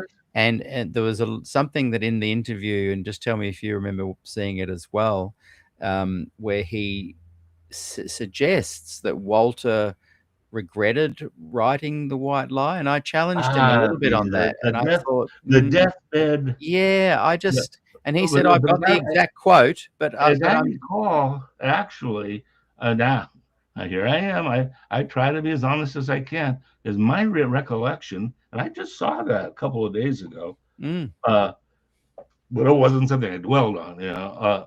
Is I kind of remember him denying the deathbed shift. In other words, he didn't buy that.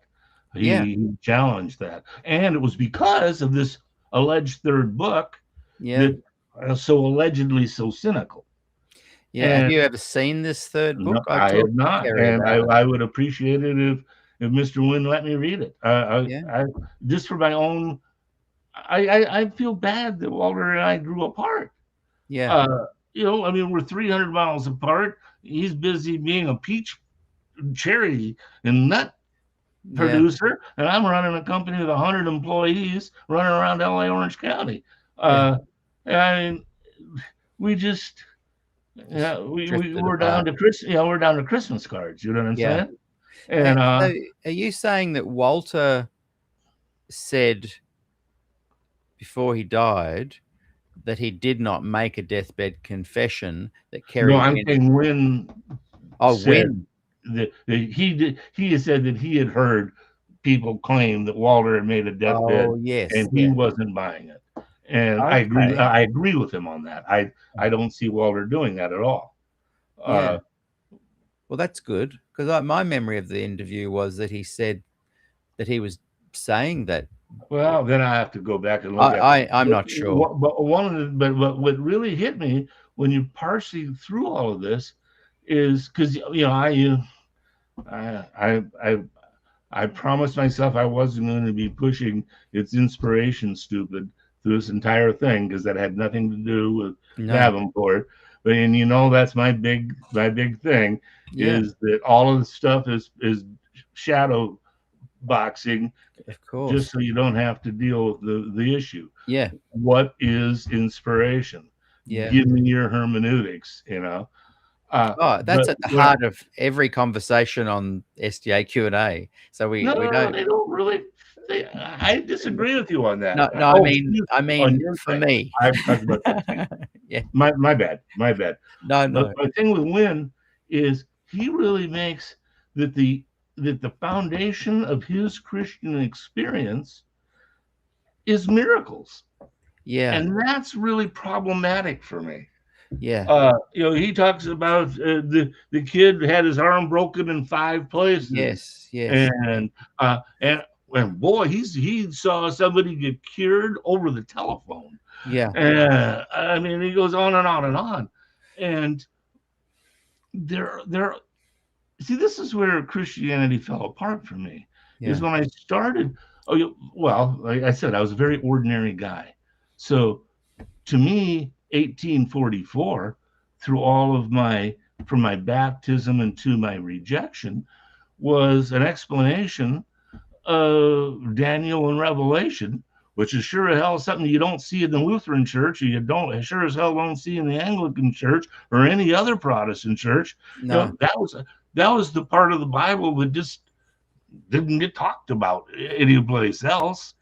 That's what Adventists wrote the commentary. They got seven. They go chapter by chapter, word by word. We've got this thing figured out. Yeah. That was my sense of Adventism. Yeah.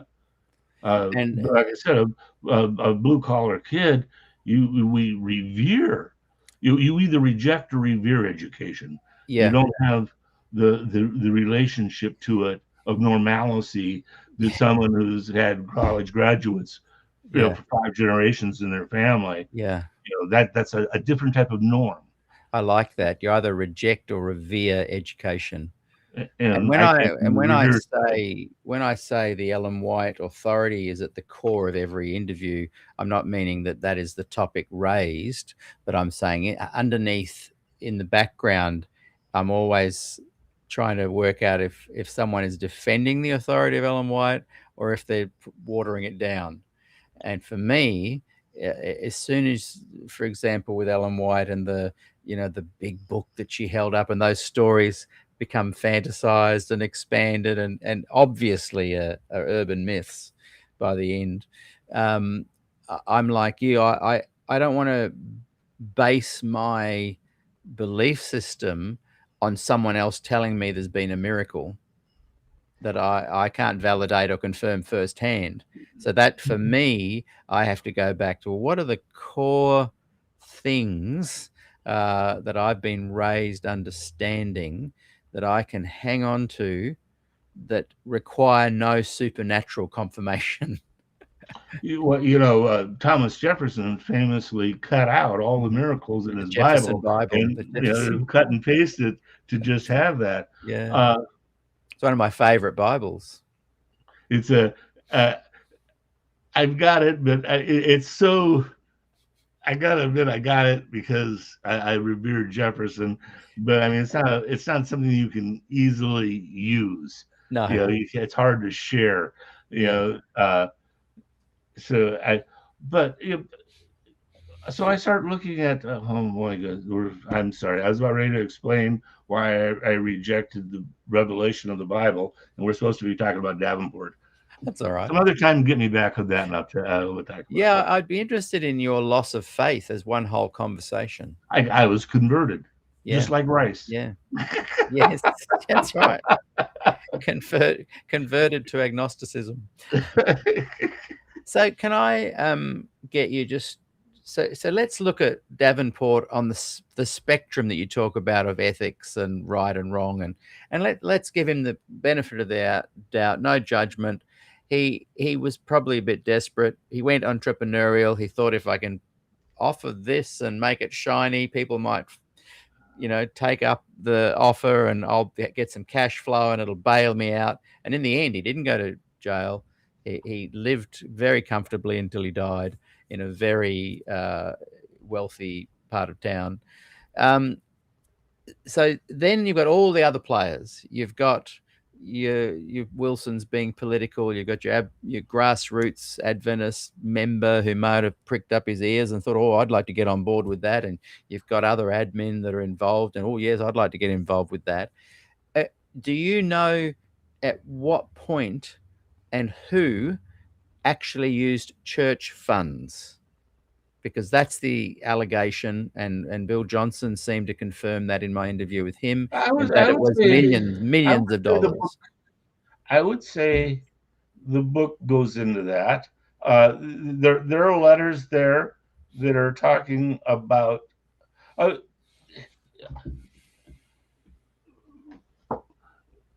Really take a look at the book and break it down.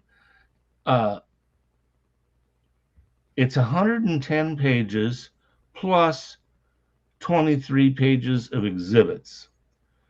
When you look at that 110 pages, you'll find that there are about 20 more pages that are nothing but lists of people and addresses, and they're mailing things with the amount of money's invested. So that's 43 pages, and Yeah. then there's another 10 pages of footnotes. Yeah. So when you really look at it, this book is about 80 pages. Right. Okay, I mean let's talk about gee, how long was this book prepared and all that. This is pretty much it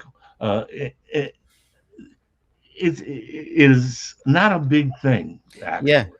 In other words, Waller's settlements already occurred 2 years before this guy came out.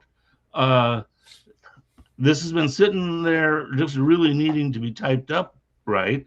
And what Wynn got, I mean, I could copy this for you and show you. I mean, obviously Walter's put a pretty nice, this is something you would have turned into college. Yeah. It's properly done, that type of thing. Yeah.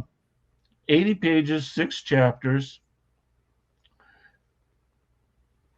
Just spend time just looking at what's almost half of it, the 60 some pages. Read the exhibits and look at the footnotes, and you'll see that Walter argues very much the way I argue. Yeah. I'm not ramming my conclusions down you. No. I'm saying, here are the facts upon which my conclusions are based. Right. Are any of those facts wrong? Yeah. Are any of those facts wrong? And then near the end there, he's got 3 or 4 pages of Ellen G. White quotes about, I mean, 3 or 4 pages. Fiduciary care. Exactly. And it's better to have a bitter truth than a fluffy lie type thing. Yeah. And she was on and on and on that way. That's why I said she was a vegetarian in principle, if not in practice. And that just so sums up where my head's at. You want to go with the fruit? Well, how in the world did she not realize that she was lying about that? Yeah. I don't know. There was Coney Barrenhausen's book and her book right next to each other on the counter at the ABC. Yeah. Yeah, exactly. Yeah. On a high shelf, allegedly. Well, the high shelf thing, then I used that in the article that I had submitted to the review way back in 1980. Wow. So that's 1858. Yeah. In 1858, somebody is recognizing parallels. Yes. Then, of course, you have Coney Barrenhausen. Then you got Canright. Yeah. Then you got, I mean, all from the start. Right from the start, there's always been this tension. Yeah. So it's hard, so why is whether or not she's a fraud the big issue to you? Yeah. In other words, it's just it's a wheat and chaff thing. Where is the seed going to fall for you? Their fruits. And there are people that she has been an absolute blessing for. Yeah. You gotta admit that. Yeah. She was a blessing to Neil Wilson. Financially as well. She put food on the table. Yeah. For multiple generations in the Wilson family. Yeah. Yeah. I'm looking just casually through the list of names, and there's quite a number, a couple of hundred maybe. Yeah. And the numbers, like Ray puts the actual numbers to the cent, 23,000, 16,000, $186,943.52. A few names have been redacted in this. 100,000. Edward Heppenstall. I don't know if that's father or son. Heppenstall was Heppenstall. He was important to me. I mean, his book, Perfection. Yeah, was a book that was useful to me in my early Christian life. Is that Edward or the other one I mentioned? Yeah, interesting. Well, see, he put in $104,000, and this is He lived in 1979. Carmel. This is No, $1979. How did they lived in even? Carmel. That's where what's his Clint Eastwood lives. High Right. rent. Yeah, but how did these guys, employees of the church, come up with $100,000 of 1979? That's $1 million today. My experience has been that there was a Walter. How did Walter get 20 acres that ended up? I mean, Walter ended up not even needing his sustenance. In other words, he retired himself. So why do you think he just didn't go ahead and release it? Release what now? Pirates of Privilege. I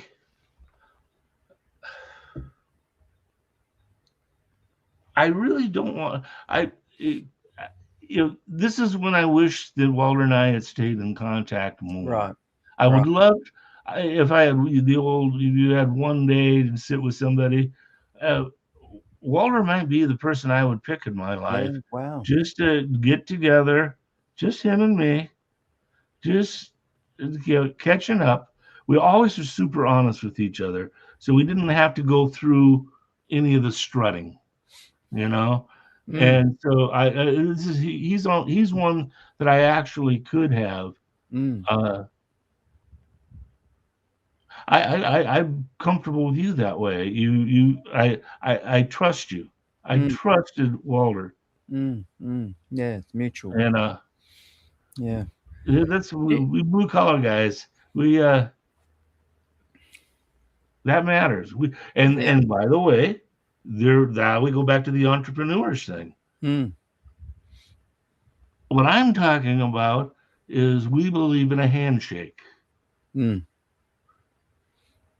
handshake oftentimes is an alliance that might not conform to the law that's out there. There is a gentleman's zone. The issue is, are you willing to pay the price if you go quote unquote bankrupt on it? Yeah. And that's where the average person sells his soul. He works for the company, he works for the company store.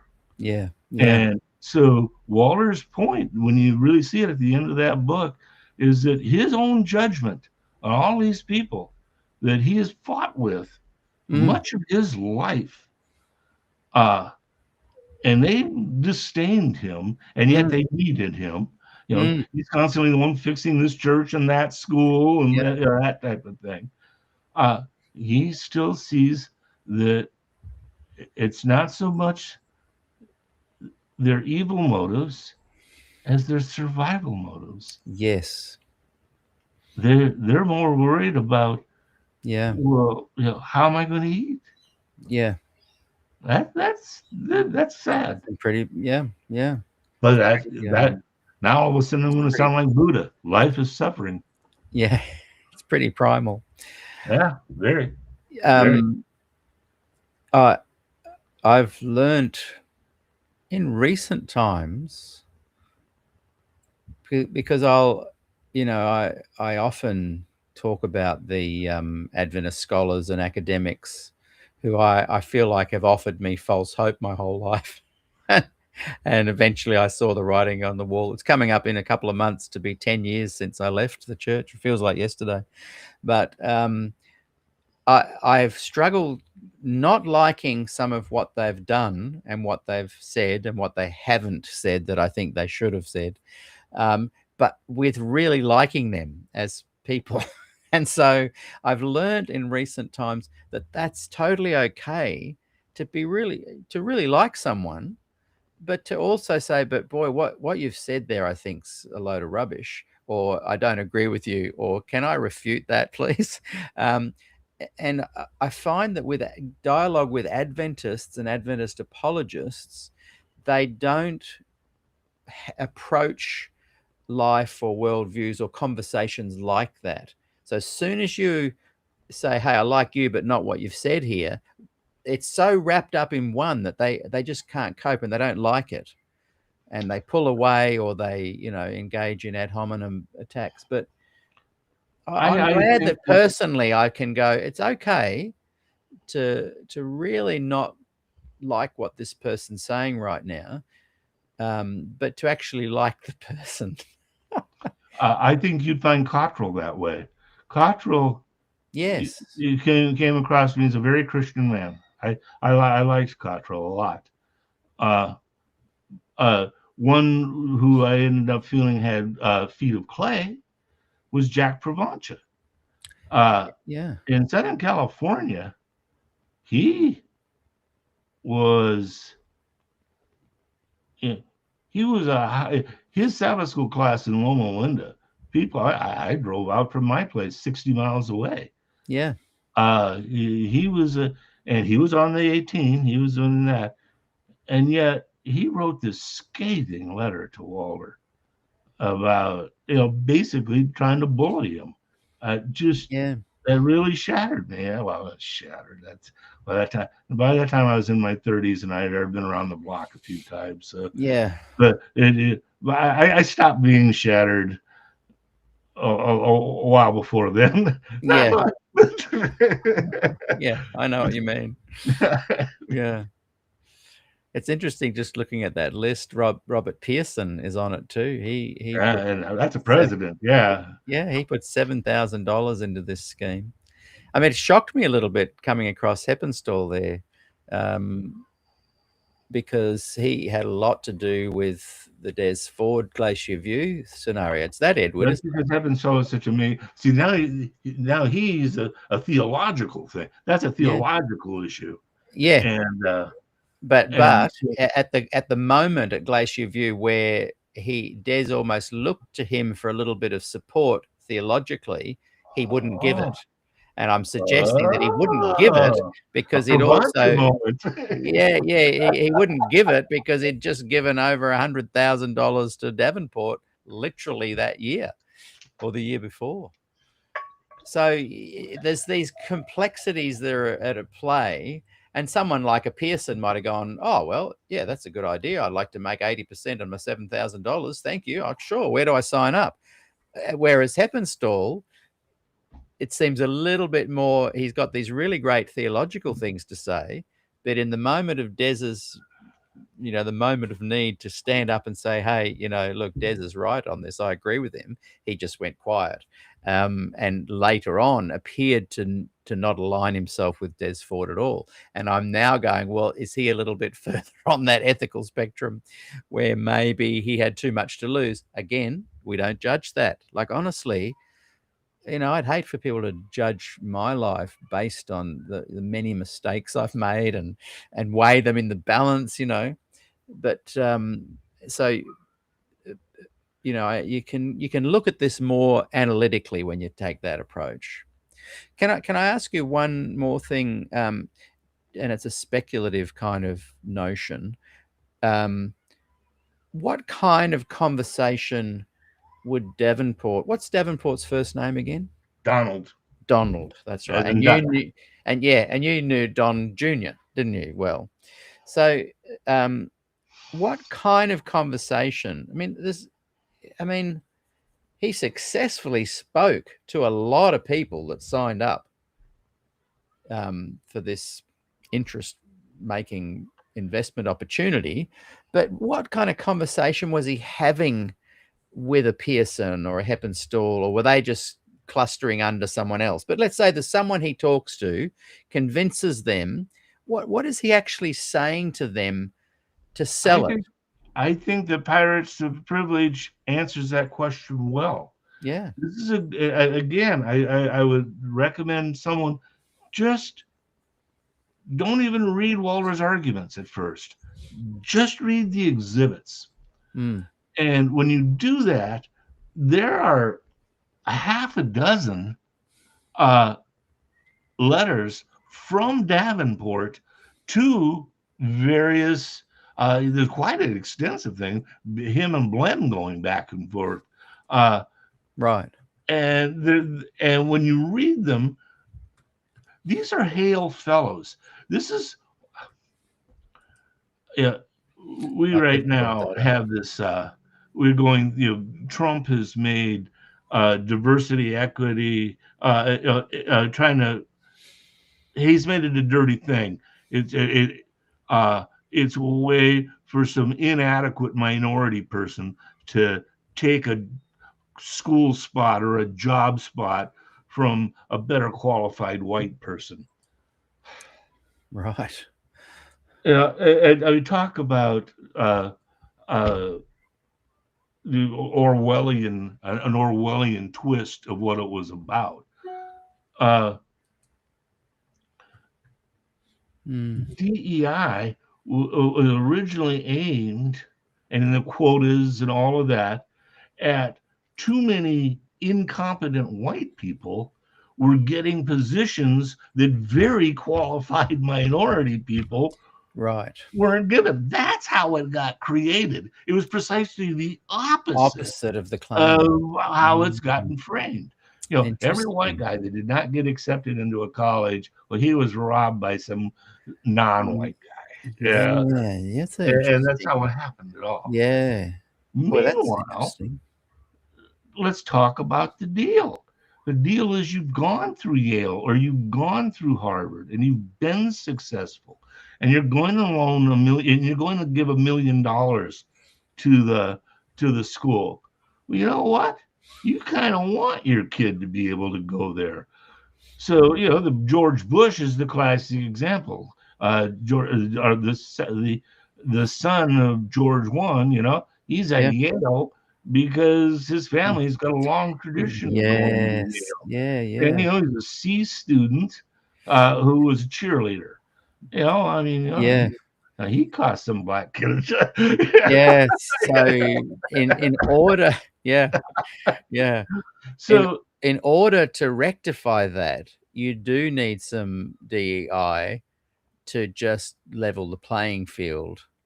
But now go with this. When I was going through law school, it was the 70s, and this is the beginning of the women's movement exploding. See how all these things kind of work together. Right now, in the United States, there are more women in law school and med school than men. More by a substantial amount. When I was there, my class was 33% women.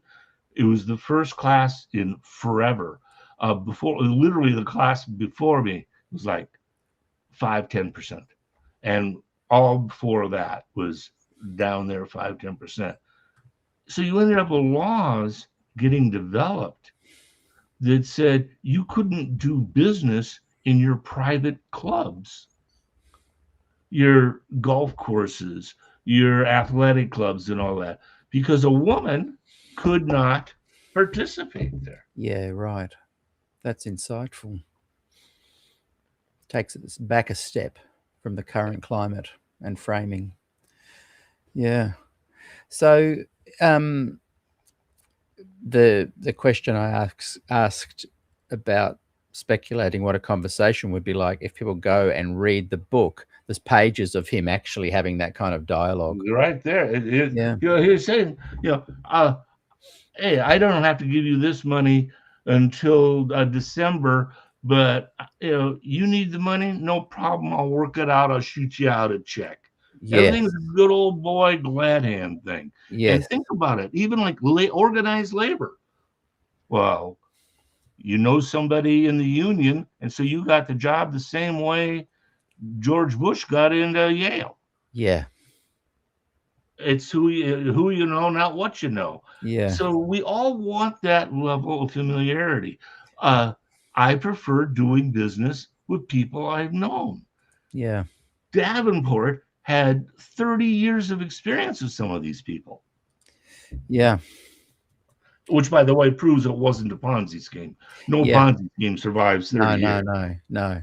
I'm so glad you've corrected my view on that. And I know you did point to that in our last interview, but I'm a bit slow. No, it's hard to explain. It's hard to find the right way to get the penny to fall. No, I'm less judgmental now in this second interview with what went down.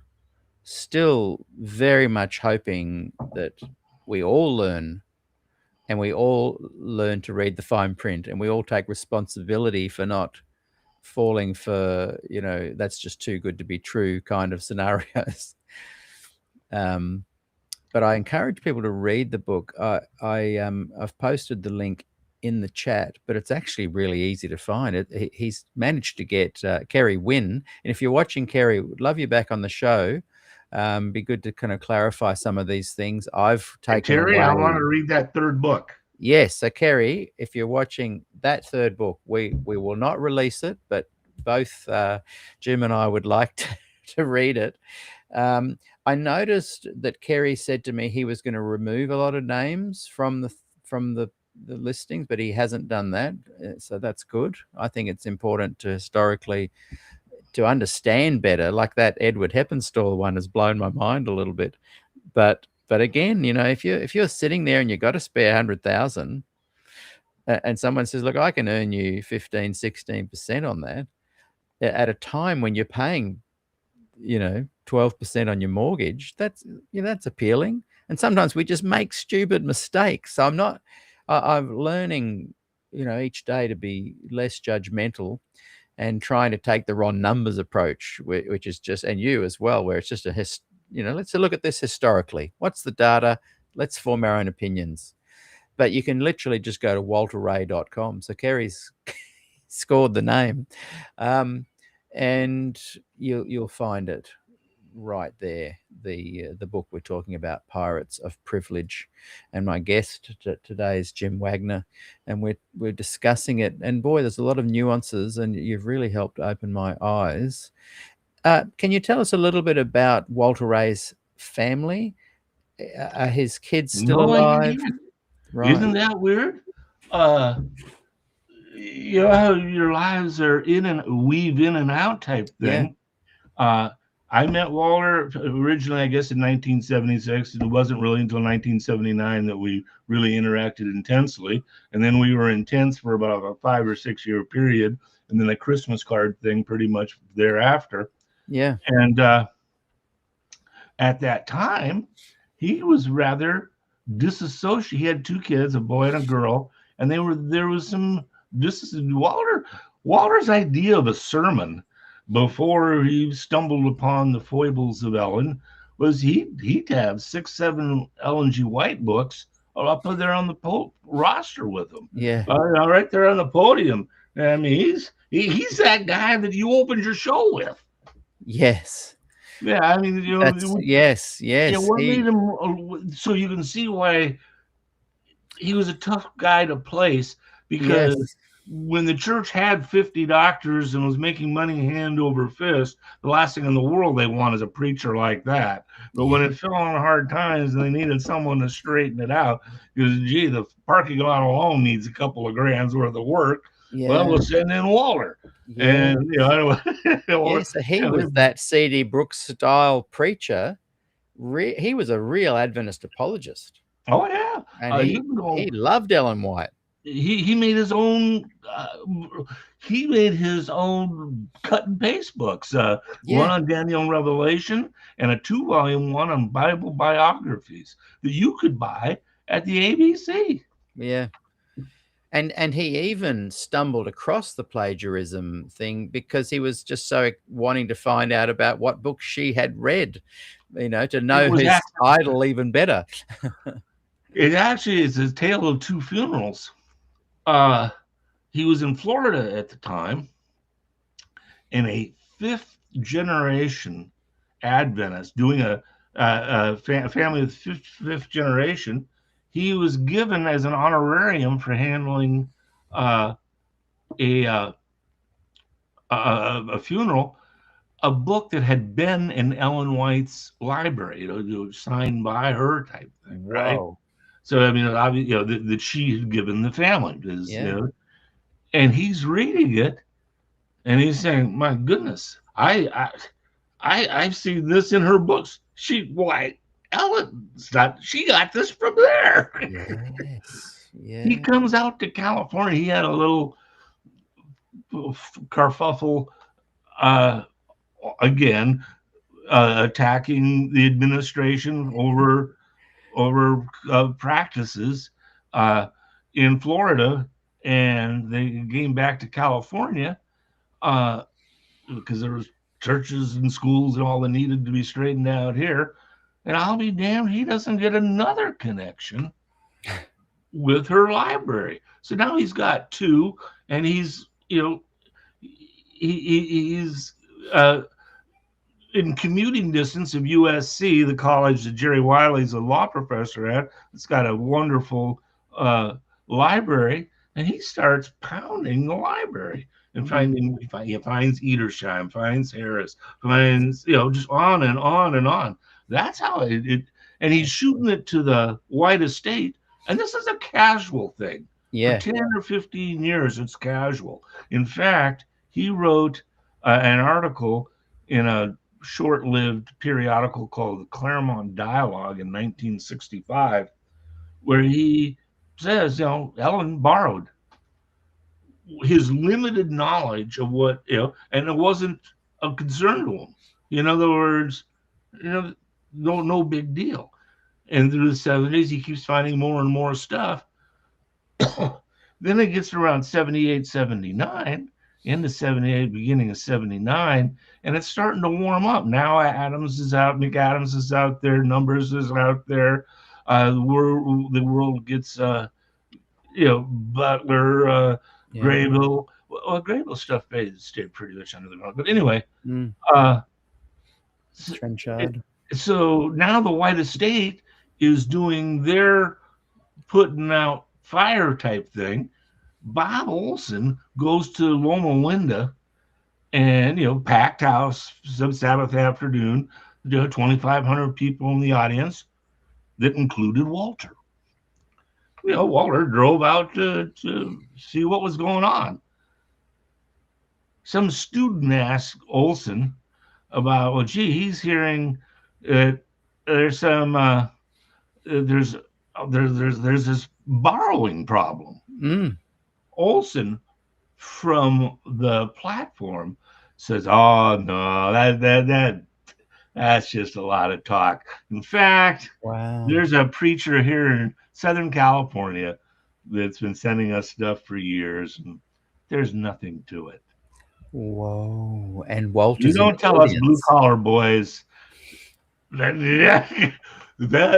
inflamed Walter. Yes. That's what turned up the Bunsen burner. Wow. 7 months later, we're in Long Beach with the presentation. 4 months after that, we have Glendale, and Walter wins 18-0. Yes. Wow. and we now know, as we were discussing earlier, that they knew about this since 1858. But there was these kind of claims were being made and questions raised. When James is running the show, he doesn't publish Ellen for like 5 years. Yeah, that's right. Maybe just 4. But I mean, yeah. Soon after 51, because they all thought the 7 year from 1844. The little flock, the shut door. There's a few skeletons in the closet. Yeah. He and 5 years is a long time to go silent on your prophet. Yeah. Yeah. Hey, look, we'll finish today with a couple of comments and questions from the chat, and it's had a life of its own over there. I'm trying to think while I've got you. Yeah, so back to his family just quickly. Did someone had said, maybe it was Kerry Wynn, that Walter Ray's son had something to do with originally getting pirates up there on the internet? What happened is, no. I don't know how pirates first got out there, but obviously he and his son reconciled because his son ended up handling his estate. Okay, right. And his son is still alive. I don't know. He and I were in the room together, and Walter's and Helen's 50th wedding anniversary, but I don't even know if we shook hands. It Right. was I drove 5-6 hours to get there. I put in a couple hours, my wife and I, and we got back in the car and drove 5 or 6 because that's how Wow. much I loved Walter. But I had work to do, Yeah. and Yeah. there was a lot of people there. Yeah. Okay. So Yeah. Walter was gracious enough to give me 5-10 minutes of private time there because he knew how far I had driven and all that. But that's my last experience with Walter was that. He's got a house, he's got 40 people in his house for his 50th wedding anniversary, and like I said, Yeah. he's one that I'd like to try and just track have an down. afternoon. Yeah. People watching, if you can work out how to track down Walter Ray's son, let's try and get him on the show. He handled the I don't know that he'd be interested. No, he very He wouldn't care. pretty quickly closed the estate, and he just took the easy way out and gave all the material to PUC. Oh, PUC has got really? Walter's papers. Yeah. Oh, I didn't know that. Yeah. Wow. Now, the tone that Walter has in The White Lie is quite aggressive. It's quite in your face. Did he ever talk about wishing he'd approached it from a more Ron Numbers style Nah, not at all. way? You could now again, people read page 96 of Pirates of Privilege. Mm. The settlement agreement that we settled with the church and what he could and could not say. It's pretty. Yeah, I really gave him very explicit instructions on that, so that he didn't get in trouble. I'm one of those that, I'm trained to say things nicely. That's why he used my position paper to open his presentation in Glendale. And read that. Maybe he got it posted somewhere that. Yeah. Where is that? It's all to your viewers can access that. Do you have that handy again? Because I No, tried to set up I gave it to you a couple of years ago. And you put it on no, the site. I've still got it, but I've saved it in like an inbox. Okay. I've always wanted to have it available like on a website, but it's just so hard to set that stuff up. But I'll go and look. I'll go and find it. It's literally Walter even says on page 96. Yeah. One of the reasons he came close to not signing the settlement agreement is he didn't like to be shut up on this. He very much the two titles really give you Walter's message in 5 or 6 words. Yeah. White Lie and Pirates of Privilege. He's telling you what his conclusion is in those. You mentioned that that's very clear what he could say and what he couldn't say. Can you reveal now what he couldn't say back then? The big thing is, and it's Davenport related, is he couldn't associate criticism of individuals, institutional figures, when he's discussing Ellen White or Davenport. But he could talk about those two issues. Well, you can see that's an interesting limitation. Yeah. Now, what people want to know is the dirt. Yeah. When I go through all of that, so the dates became significant. I even tell them there. I say, because I've been dealing with all of these people all along. One of the things I knew would happen if this really did stir is that the first people that would screw up on that would be them. They're so defensive. Yes. Remember, Walter was not a threat to them because he lied. Mm. It was a threat to them because he told the truth. Yeah. Yeah. Yeah. It's just kind of an important point Yeah. here. That is a very important point. Yeah. Yeah. And they, so as long as he didn't talk about Pearson having this money in there and Blem having this money in there and, on and on, Heppenstall and all Yeah. that, Yes. then Yes. yeah, So, so yeah, but that's an easy thing. And here's the thing I said, if they say things after the settlement agreement, you're perfectly okay to challenge that. right. Well, they were smart enough to keep their mouths shut after Yes. that, Yes. They which is definitely oftentimes did. these do not in the legal community they're called DNAs, and you people adhere to them. Yeah, they don't Yes. want to get sued Yeah. because you basically given the Yeah. fact that you got quoted Yeah. is all the evidence you need that Yeah. you violated it. Yes. Yes. Yes. Well, let's close with a few comments and questions. Some of these you have already answered, but you might be able to just go, yep, answered already, or quick comment. MC writes, how did the GC avoid prosecution regarding this fiasco? But look at all the stuff that's going on with Trump now. White collar stuff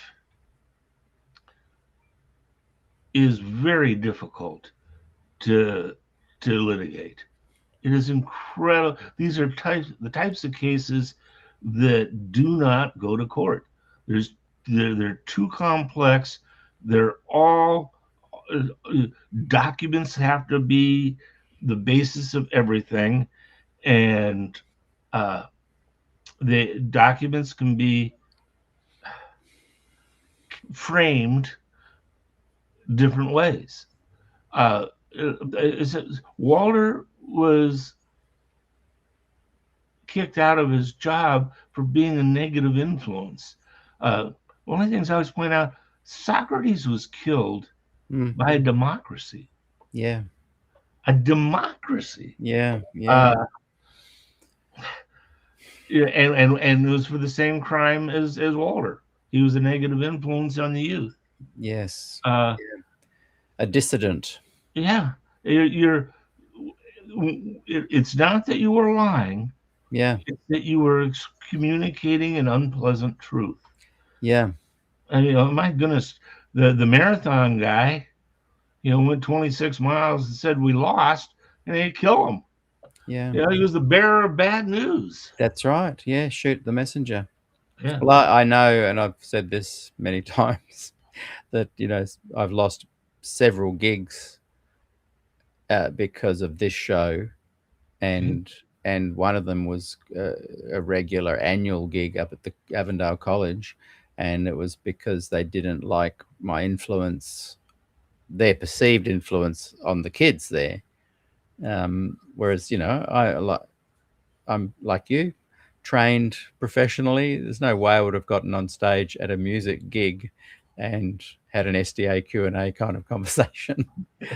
But they, like you're saying, in a democracy, in places where we uphold freedom of speech, these guys in power, they don't care about that. They just shut you down. So usually things are always done quietly and on this side. Oh, yeah. And it's go and sin no more. Yeah. And if you think about that, and this is going to piss some of your listeners off, that's Christ-like. Yeah. That's Christ-like. Exactly. And he said, "Go and sin no more." Yeah. In other words, you don't need to. When some of my favorite John Ankerberg shows were with Walter and Des Ford, and both, when they exhibit Christ-like revelation of the truth and simply saying, hey, yeah, go and sin no more, not even really adjudicating on those people, but just saying, look, let's use this as a warning and try not to do it. They they're shut down, killed, lost their jobs. It's a very interesting thing to ponder, when people have this power, they misuse it. And when you look at the Seventh-day Adventist Church, supposedly the remnant with the spirit of prophecy and such a special message for the end times, you think woven into that, one of the manifestations of that spirit would be kindness and fairness and openness and willing to be accountable. But they do exactly what every other movement and organization does. And We would do what every organization, religious and not they're not religious. special, though they And it's claim a to be. rationalization. It's Yeah. a rationalization. They are. You're a negative influence for telling the truth. What you should have done is a pastoral thing of not sharing that truth. The truth shook those people's faith. Yeah.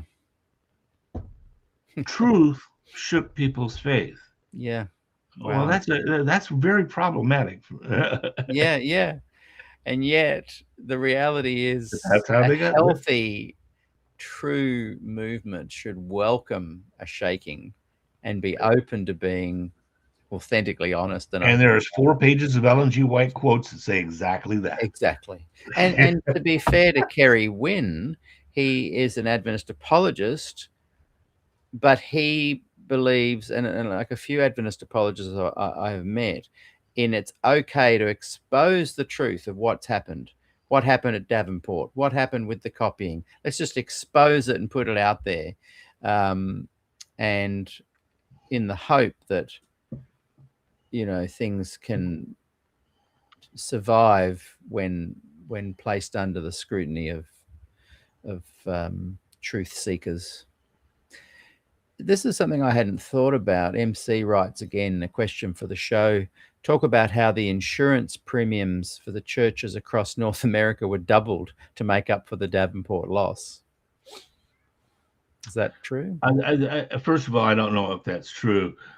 Secondly, that type of insurance, that's hard insurance to. It's like malpractice insurance, and I don't know the churches. I'd be hard pressed to know if the church had that type of insurance policies. Yeah, it'd be hard to Yeah, back up with data.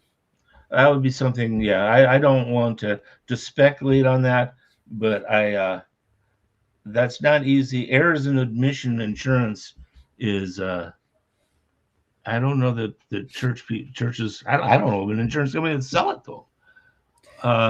Yeah. That lawyers get it, doctors get it. If you're a professional, by definition, that's the standard. Then you have to adhere to. You cannot violate professional standards. It's an error and omission. And how do you structure that for a church? Yes. It would have to be in terms of their financial responsibilities, and that would be violations then of state and federal laws. And so it's conceivable that there's some sort of policy that would be involved. But I would not get out over my skis thinking that that's what happened. Is my answer to that question? Yes, yeah.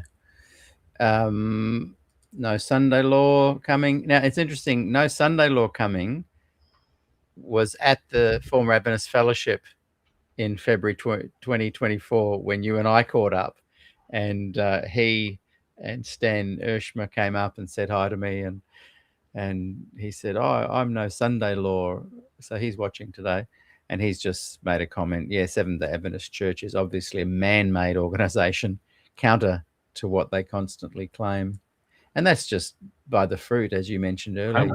Clearly, I am completely prepared to listen to his argument about an institution that's not man-made. Yeah, well, I think what he's saying there is that Adventism is, but their claim is that they're not.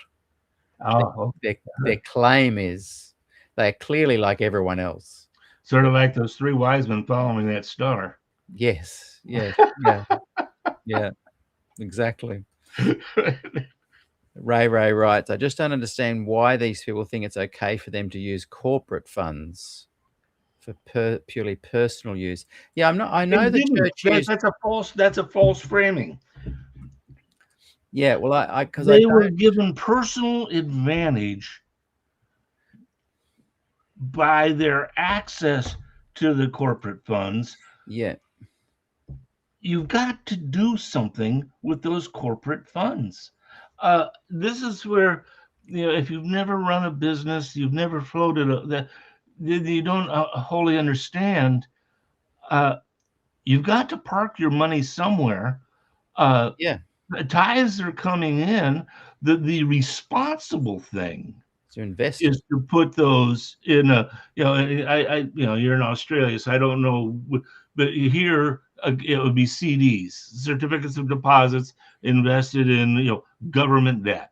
That's what you would do with tithe, with it, that wasn't on an immediate needed basis. That it was malpractice to not invest it. And remember, Davenport was successful for 46 to 68. Wall Street Journal picks it up and he's saying he's the best thing since sliced bread. So that's 22 years. The wheels don't come off the cart for him until the late 70s. And you really have to look at what the 70s were, how things completely changed. All of those people were cashing in and cashing out, and they look like, think about it. These guys, even back then, $7,000 was not the end. This is what some of these ministers were making 10% on. Well, there's $700. Yeah. I've had plenty of lunches that cost me more than that. So, but the thing is, so the church is getting, you give me a line of credit, $1 million of this fund or that fund, and it's on a demand note, and I'll get you the money. And he does that for 20 some years. Yeah. That's what people don't understand. That now we're back into that. There is the world handshake. Yeah. Yeah. Read those letters that are in that book. Yeah. I encourage everybody, go and check out. You'll meet Donald Davenport. It'd be interesting. Meet Donald Davenport in those letters. Yeah. Yeah. And again, just type in walterray.com and it'll come up. Kerry Wynn has done a good job snapping up that .com.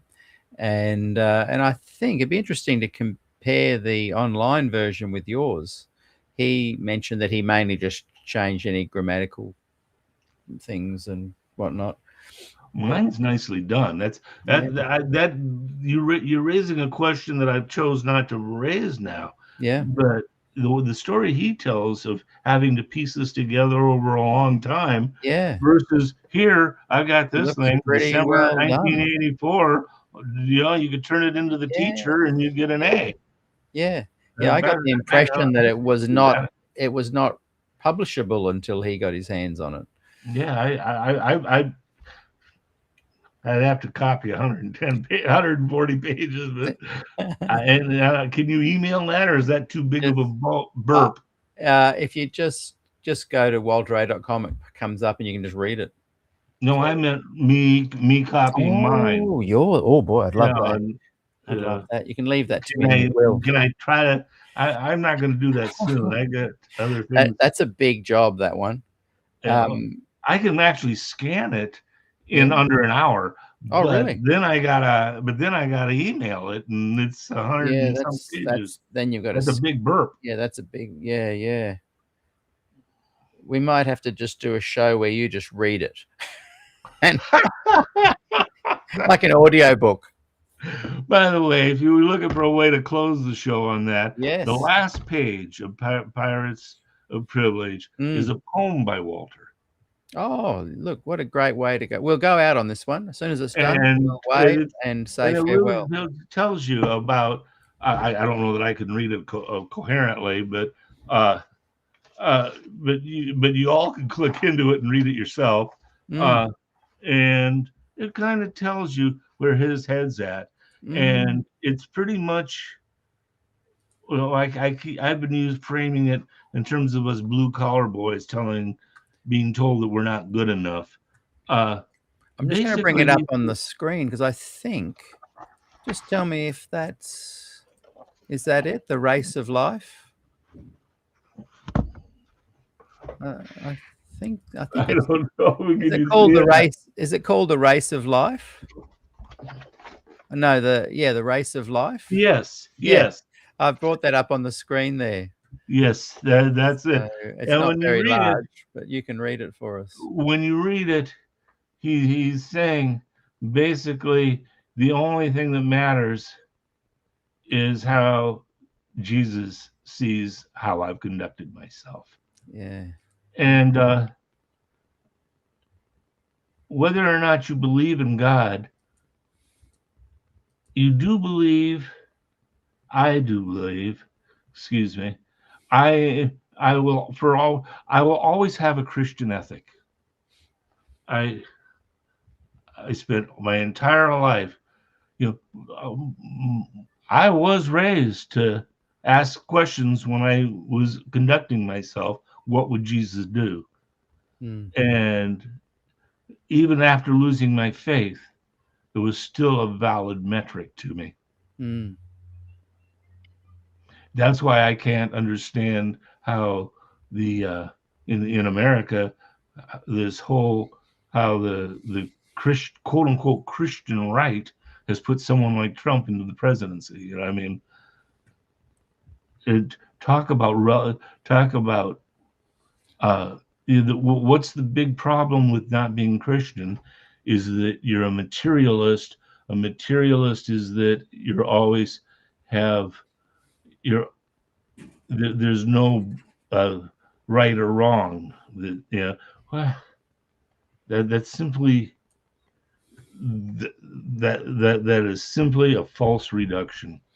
And it's the Christians now that have gotten to where by any means necessary they'll effect their that's the way it is across the board now.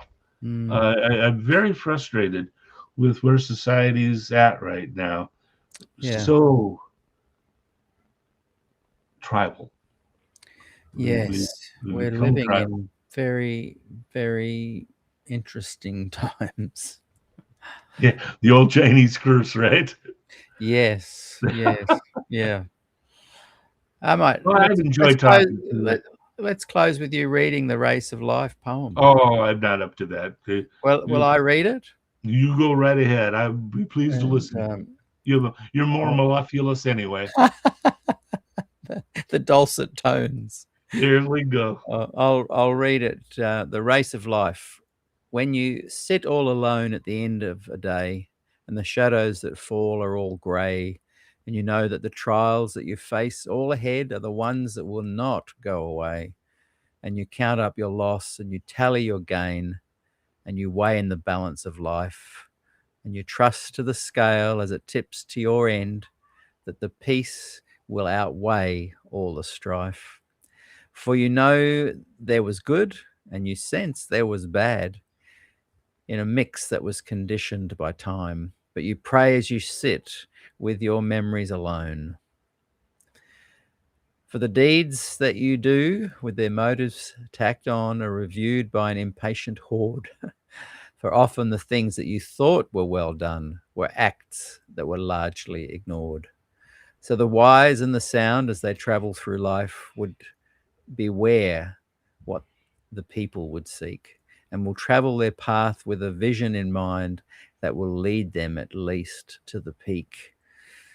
When you stand all alone at the setting of sun and the reckoning of time is all through, may the Saviour of men who reviews your whole life be the one that to him you've been true. For the vote of the crowd has no meaning or form in that race that we run among men. But the goal that we seek and the prize we obtain is the crown we may win in the end. Not the shout of the crowd or the curses of men are the forces that finish the race, but the test of a life, when its lifetime is through, is to seek and obtain his rich grace. Amen. Yeah.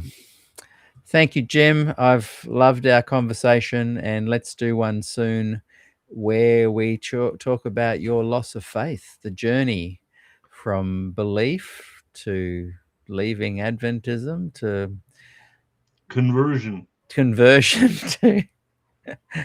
to non-belief. Thank you very much. And thank you, everyone, for watching. We'll see you all again tomorrow for Good News Fellowship. And that's at 5:30 p.m. Pacific time, Thursday night, Friday Aussie time, 12:30, followed straight after by SDAQ&A Book Club, where, as I mentioned, we are reading The Prophetess of Health. I interviewed Ryan Day yesterday, and I said, to the audience, if you're only going to read one book, make it this one, to do with Adventism. Are you doing the first or the second edition? They're doing the latest one that's online, so not this exact one. The most up-to-date one that has, I believe, some additional material by John Butler, as well as by Ron Number's wife. Until we meet again, Jim, see you later.